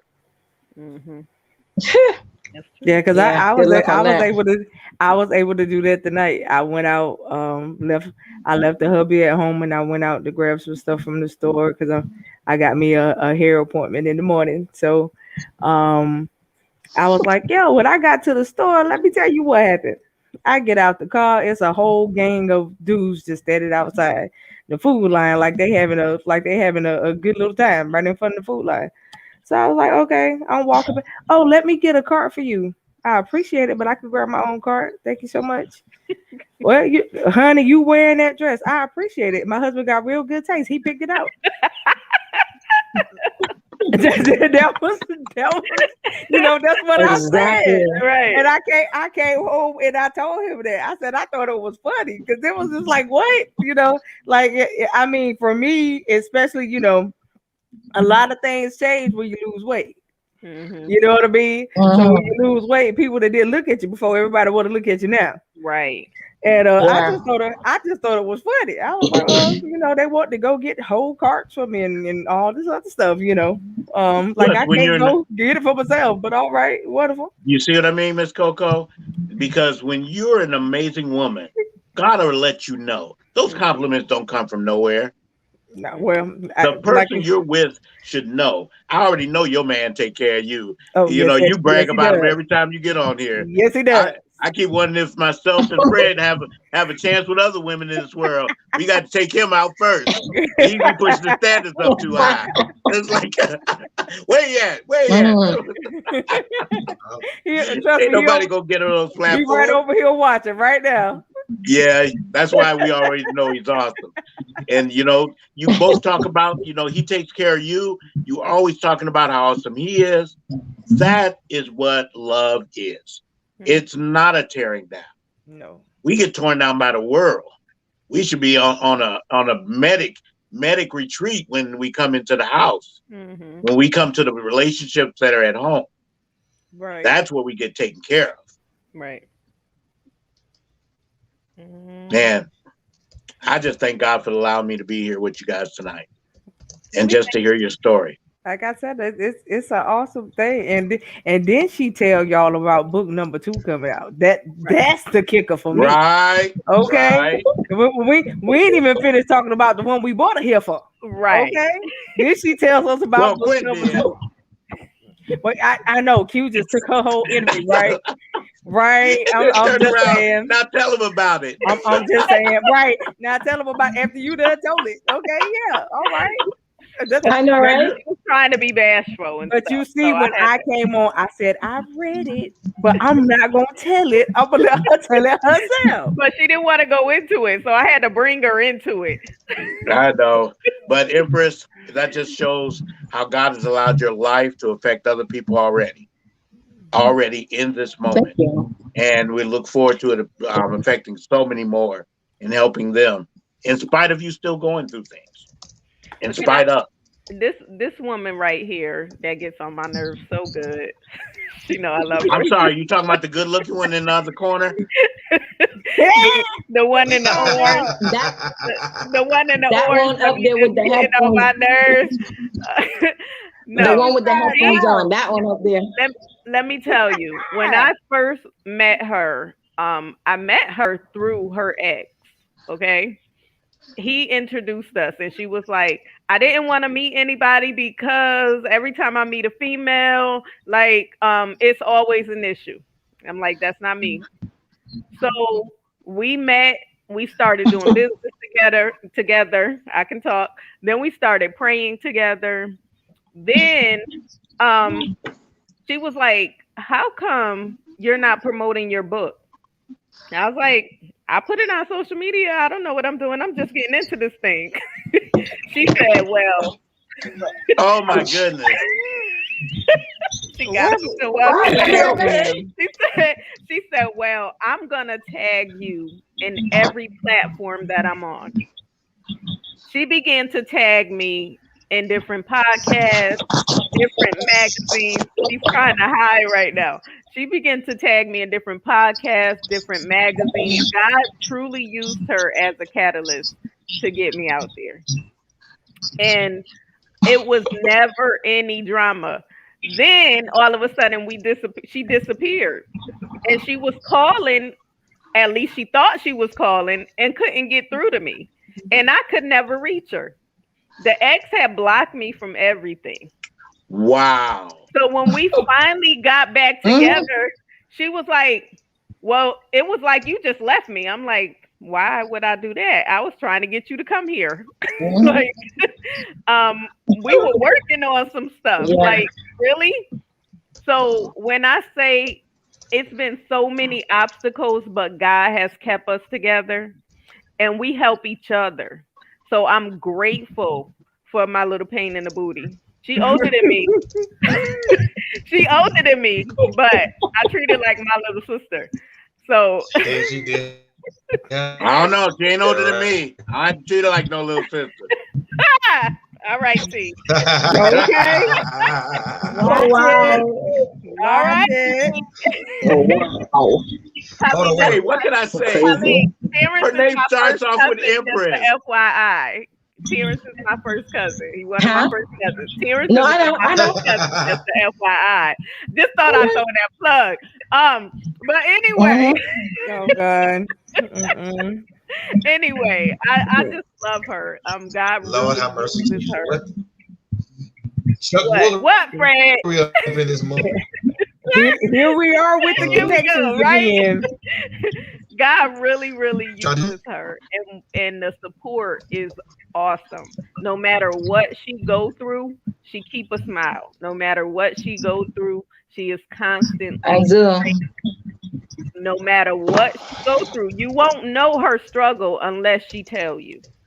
Wow. So I'm just grateful. Exactly. I'm grateful for her. All right. Before we run out of time, how do we get the book? The link is in the chat, so you can click on it and go to Amazon. Mm-hmm. Excellent. Okay. It's in the chat, and she's also a part of the Authors Cafe. Yes, she is. Oh, cool, Empress. I'm in the Alpha's Cafe. I can go there. I'm not. Ain't hearing nothing. And What? she can't even hear it right now. Can't That ain't hear even right right now. Look. Her See internet how God acting up. protects. You know, Miss God. Coco, go. Remember my last prayer? I'm not with you tonight. Okay. Okay. I'm being good. I'm being good. You don't know how. For now, right? For now, you being good for now, right? I Right. think that That's it. time's up. I passed it. I was saying when I was being good. Oh my Lord. Good. Empress, Oh my can God. you hear anything? She probably can't. She I can't don't hear think she anything. can. Yeah, you can. Oh, snap. Okay. Oh, you just ain't saying anything. Okay. Look. Remember, I'm using that lady's internet downstairs, so it's like fading in and out. That's why I kept running back, because she was knocking the door to tell me she's running outside because I'm using her internet. So that's why I kept running back to the door. Okay. Got you. That's good. Man, see how God puts people in your life just when you Yes. need it. Just when you need it. Oh, Lord.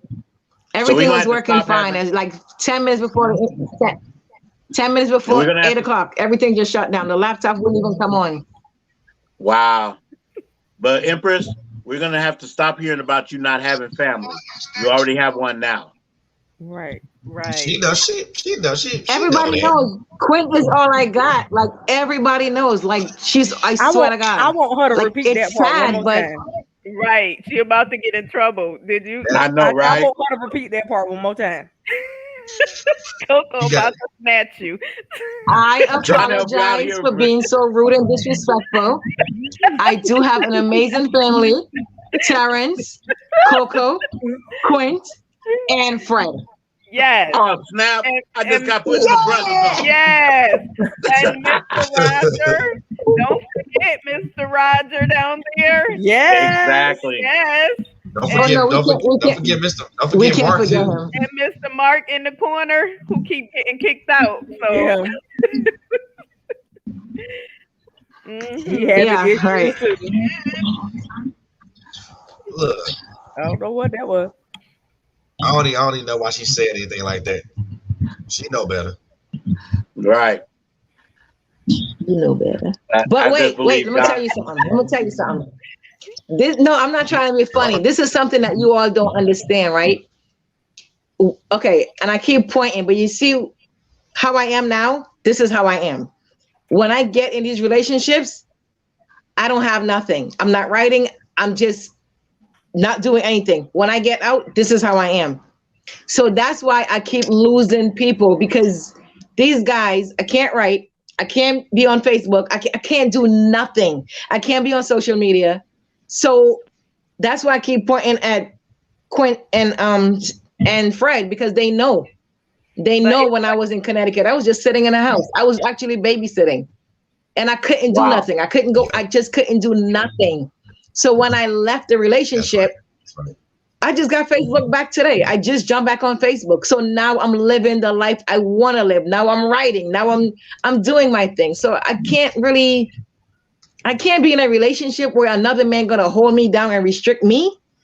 I might end up in jail because I can't do it again. I really, really can't. So yeah, I'm living my life and I'm doing the best I can. I'm gonna throw this out real quick, and I know Fred would agree with me. Any man who cares, loves you, has trust for you, is not blocking you from anything. He's trying to open doors. He's not trying to close anything. Right. Right. If anything, he wants to know more of your friends so they can tell you that what you see is what they see. That's right. Because he's real. He's being transparent. Mm-hmm. Like when I bring Miss Coco in and I'm joking about her husband, he raises the level. That part I'm not joking about.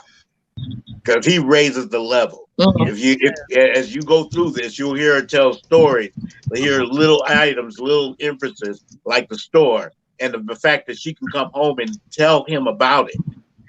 That's where a man should be. Right. And that's what we look at. We respect it, myself and Fred. We think it's awesome, that there's another brother out there trying to do the things that we want to be with ours.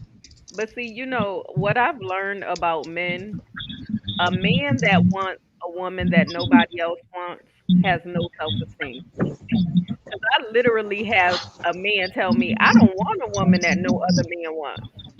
Because then there's something wrong. And I was like, you're absolutely right. He's right. Like, it's something absolutely wrong with that. Why do you want another woman that no man wants? You want her to yourself. That's a trigger right there. You want to be down, and you don't want anybody to see it. That's a trigger. Them emotional, mental, physical, financial scars are real. They are so real. Oh yeah. So go on, throw that hair back, girl.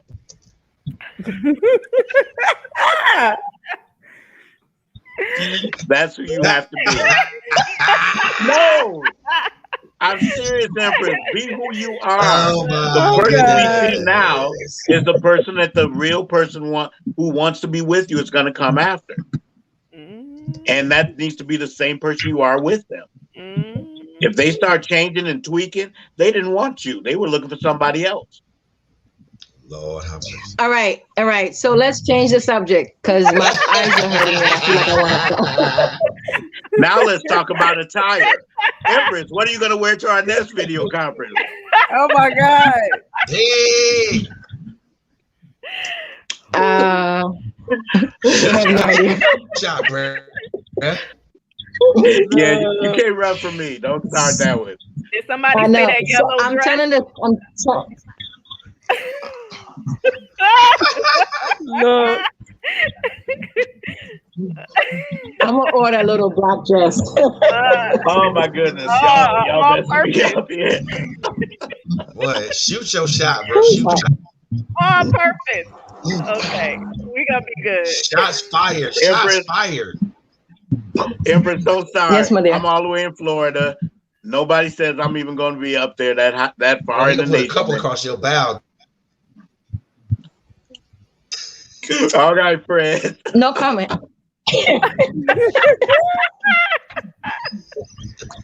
Oh Lord, y'all too much. Y'all a mess. My Life Has Destiny podcast, where anything and everything can happen. Love connects. I know. Oh my goodness, God. Look, Mark says we are embarrassing her. Very much so, very much so. Oh but no, it's all I'm done out of good. love. I'm good. Empress, it's all done out of love. Nah. We really do. We want your days from this day I'm forward glad you're doing to that. be blessed. I'm very glad you're doing that because I don't really like talking about domestic violence. So I'm glad we switched it up because, trust me, I'm good. I'm good. Well, I need to read this book. I'm like, I've Yeah, got to you get my do. copy. Definitely. I'm ready. Of course. Awesome book. Of course, I'll You feel got kind of it bad coming with up. everything I've learned from Miss Quint, but it was good advertising, though. I do what I do well. Hey. Yeah. All right. Yes. You're still my cousin. We don't need to know about all that.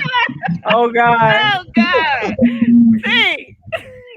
You know what? I need your mind to snap back. Just Mr. snap Roger, it are on you back. waving to come up? Okay. Down? Just don't stand down here after me. Okay, I don't know. Mr. Roger, type what you trying to say. Yes. Type what you're trying to say.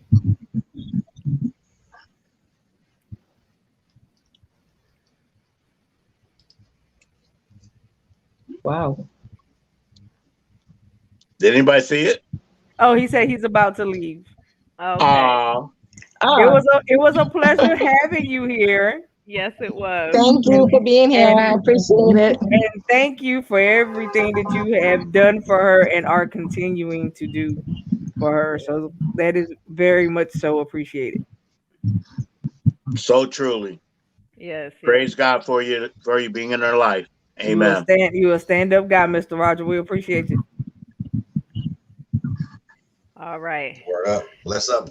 Bless So up, we brother. got- Bless up. We got 9 minutes left in the show, y'all. Wait. He said I his thought somebody said something about a black dress. See that? I'm See, done. see, Let's see. Oh, my Lord. Oh, my Lord. That all-purpose dress tee. Mm-hmm. Hey, I just know I'm around That's amazing right. women who are always prepared. That's right. Lord. Y'all got a nerve to talk. Ain't none of y'all got on no dress. So what do you worrying about me for? Hey, I used to we live in seen 'em Atlanta. Don't throw that one out. I'm not doing that direction. Lord. Jesus Christ. I don't even know I what to say can't. at this point. I can't. What happened? Okay, so Craig? we got 9 minutes. Got to make the announcements, y'all. Go right ahead. Oh, I'm doing it. Oh, okay. Sure. Okay. So to start, again, we have Miss Empress. Her book launch is coming up, you guys. Please don't miss it. It's in the group on all of our pages. We have posted it 1,000 times. I have shared it in my storyline 4 times, so you can't tell me that you missed it. Okay, so I'm gonna post it again tonight, so you won't miss it. All right. So we have her book launch. Please go to Amazon and grab the book. I promise you, you won't be. That's all I got. I'll be grabbing the book tonight. I'm gonna just leave it right there. Okay. Now, and then we have Q's second book launch. Hers is on pre-order right now. We have already posted her stuff too. Okay. But hers should be coming out what? June? September. Oh, he got Overcoming the Mask. He got Overcoming the Mask. That's the one before that. But volume 2. Overcoming the Mask, which is called Exposed to Humility, and we're gonna get even deeper. That's coming out September 30th, right before Domestic Violence Month. Yeah. Excellent. Yeah. So, yes, you guys can get it now on pre-order on Amazon. So I'm excited about that. Yay. Yeah. Then in June, we Yeah, may I have throw this out our to other viewers? what? Guys, we need to support. These books are less than taking your date to McDonald's, which I hope none of you are doing. But you are literally able to go out and get a lunch for the price of these items, and you'll get so much knowledge from it. So I can't. I'm being real. Oh God. Starbucks costs 2 days of Starbucks to cost more than this. I That's can't. true. That's Okay. true. We need to support. Yeah. I can't. I can't. Look. Okay.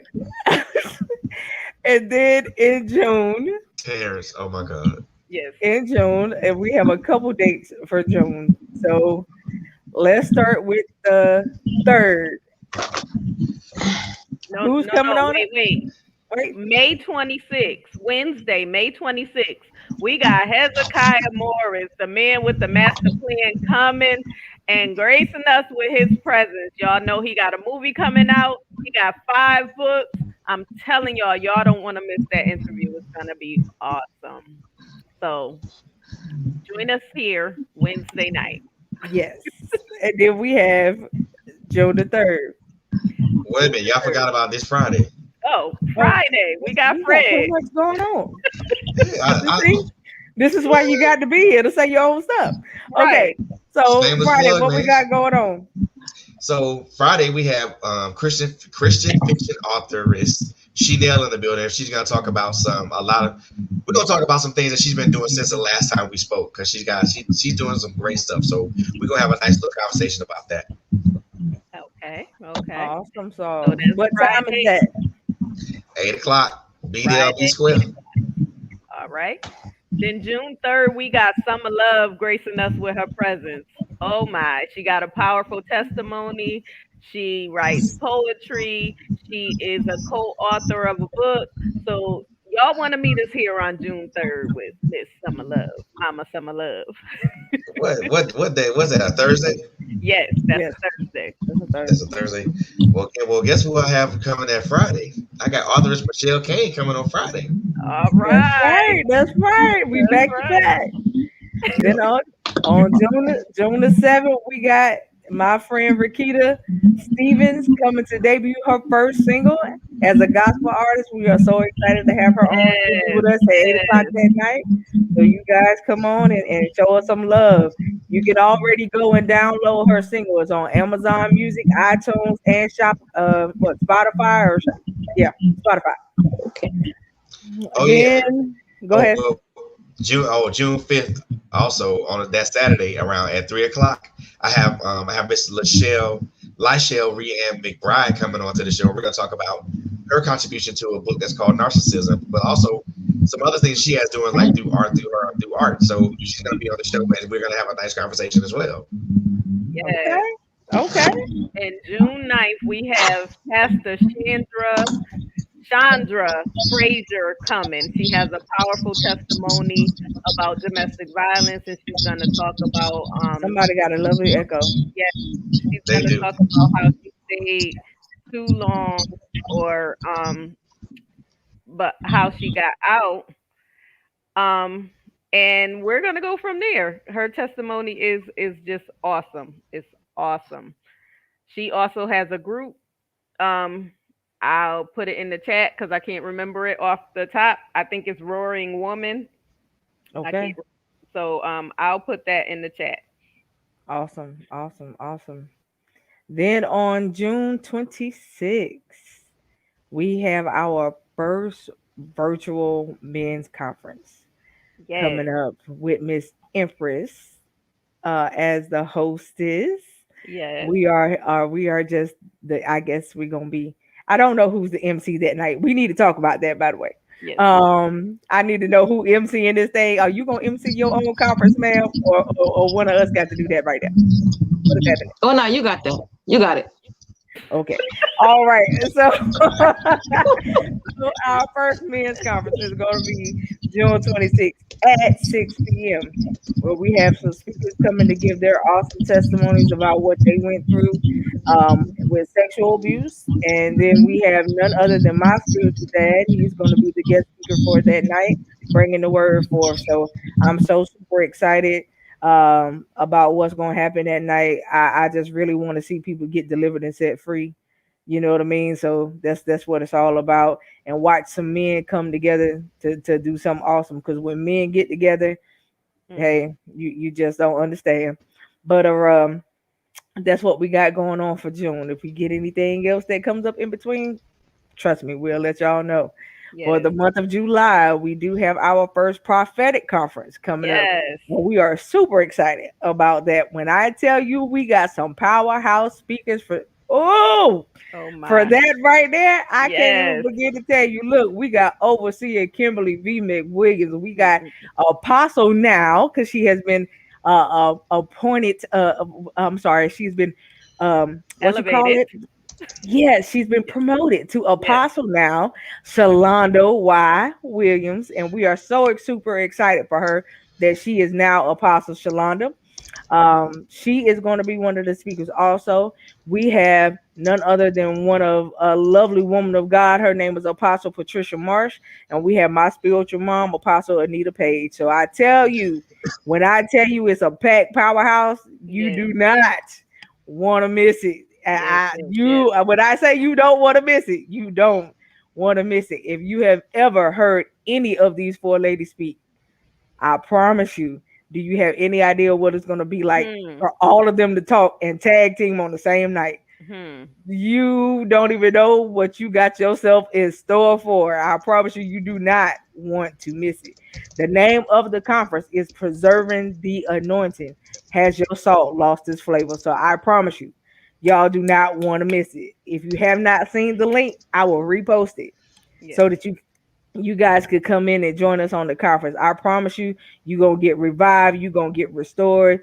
You're going to get elevated. You're going to get activated. All of that in one, delivered and set free all at the same time. It's going to be so much going on. You ain't going to know what to do with yourself. But I promise you, it's going to be right. It's going to be tight, but it's going to be right. I can promise you that. And also, don't forget, we have the Authors Cafe and Book Club. The investment is $5 for a lifetime. We promote an author a week, only $5. We promote an author a week. We also give you, during that week that you're promoted, you are interviewed by us and or Mr. Frederick, because he does have a podcast also. And we're on 8 different platforms. Come on, for $5, and you could promote your stuff. That's it. And we're giving you nuggets in there on how to get some exposure for your book. It's a small investment. That's it. So join us. Minimal. Right. You spend more than $5 eating out. Yes. Word. Yes. Word. So join us. Join us. Join us. And then if you are in the Atlanta area, this is not ours, but we still like to promote people who we know, we love, and support. So we are helping Miss Overseer Kimberly V. McWilliams support her retreat that's going on in August. It is the weekend of the 27th through the 29th. And guys, and it is called The Awakening. Yes, The Awakening. Tomorrow, Empress has an interview on the Authors Lounge with your host, none other than Mr. Hezekiah Morris. So y'all support her on tomorrow night. Yay.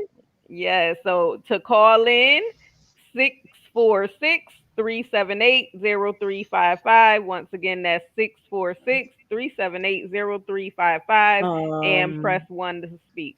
You know you don't have to post that, right? Sure. Yep, she is. Okay. She gonna have to post that one. I just want her to know she's gonna have to post that. Yeah. Well, the flyers are up also, so y'all can see that on any of our pages. Coco posted it in her story. I posted it on my page several times. Empress has posted it on her page, but I am posting it again. Yes. Oh, and two other things that I want to say really before we go anywhere. So June 27th at the Atrium, which is 5497 Memorial Drive in Stone Mountain, Georgia. My brother Russell Tyson's Life-Changing Play a Changed Mind will be live there. Tickets are available now. So if you want to go check those out, go to I will make sure I post a website on our page. So if you guys want to purchase tickets, please do so and support great writers and great artists and things of that nature. And also the last two things, and then I'm gonna turn it over to my two hosts. June 10th. There will be a podcast episode from a young lady that I met by the name of Dahlia Jean. We had a nice conversation on her Flow On podcast, so I'm gonna make that link available once the show becomes available. And last but not least, I am in the process of writing a book. The name of it is called A Path Forward: Learning and Growing Through Grief. So, release date to be announced. Okay. Okay. Awesome. And guys, June 14th. She thought I forgot. June 14th, we are interviewing our very own Coco. We are. Right here. Yes, we are. Thank you, Fred. I said right here on this platform. We are. She will give her testimony. She will talk about her book, her up and coming book that's coming out in July. Yes, she will. Yes, she will be here, guys. So don't miss it. It's gonna be an awesome show. She thought I forgot. I did not. Okay. Okay.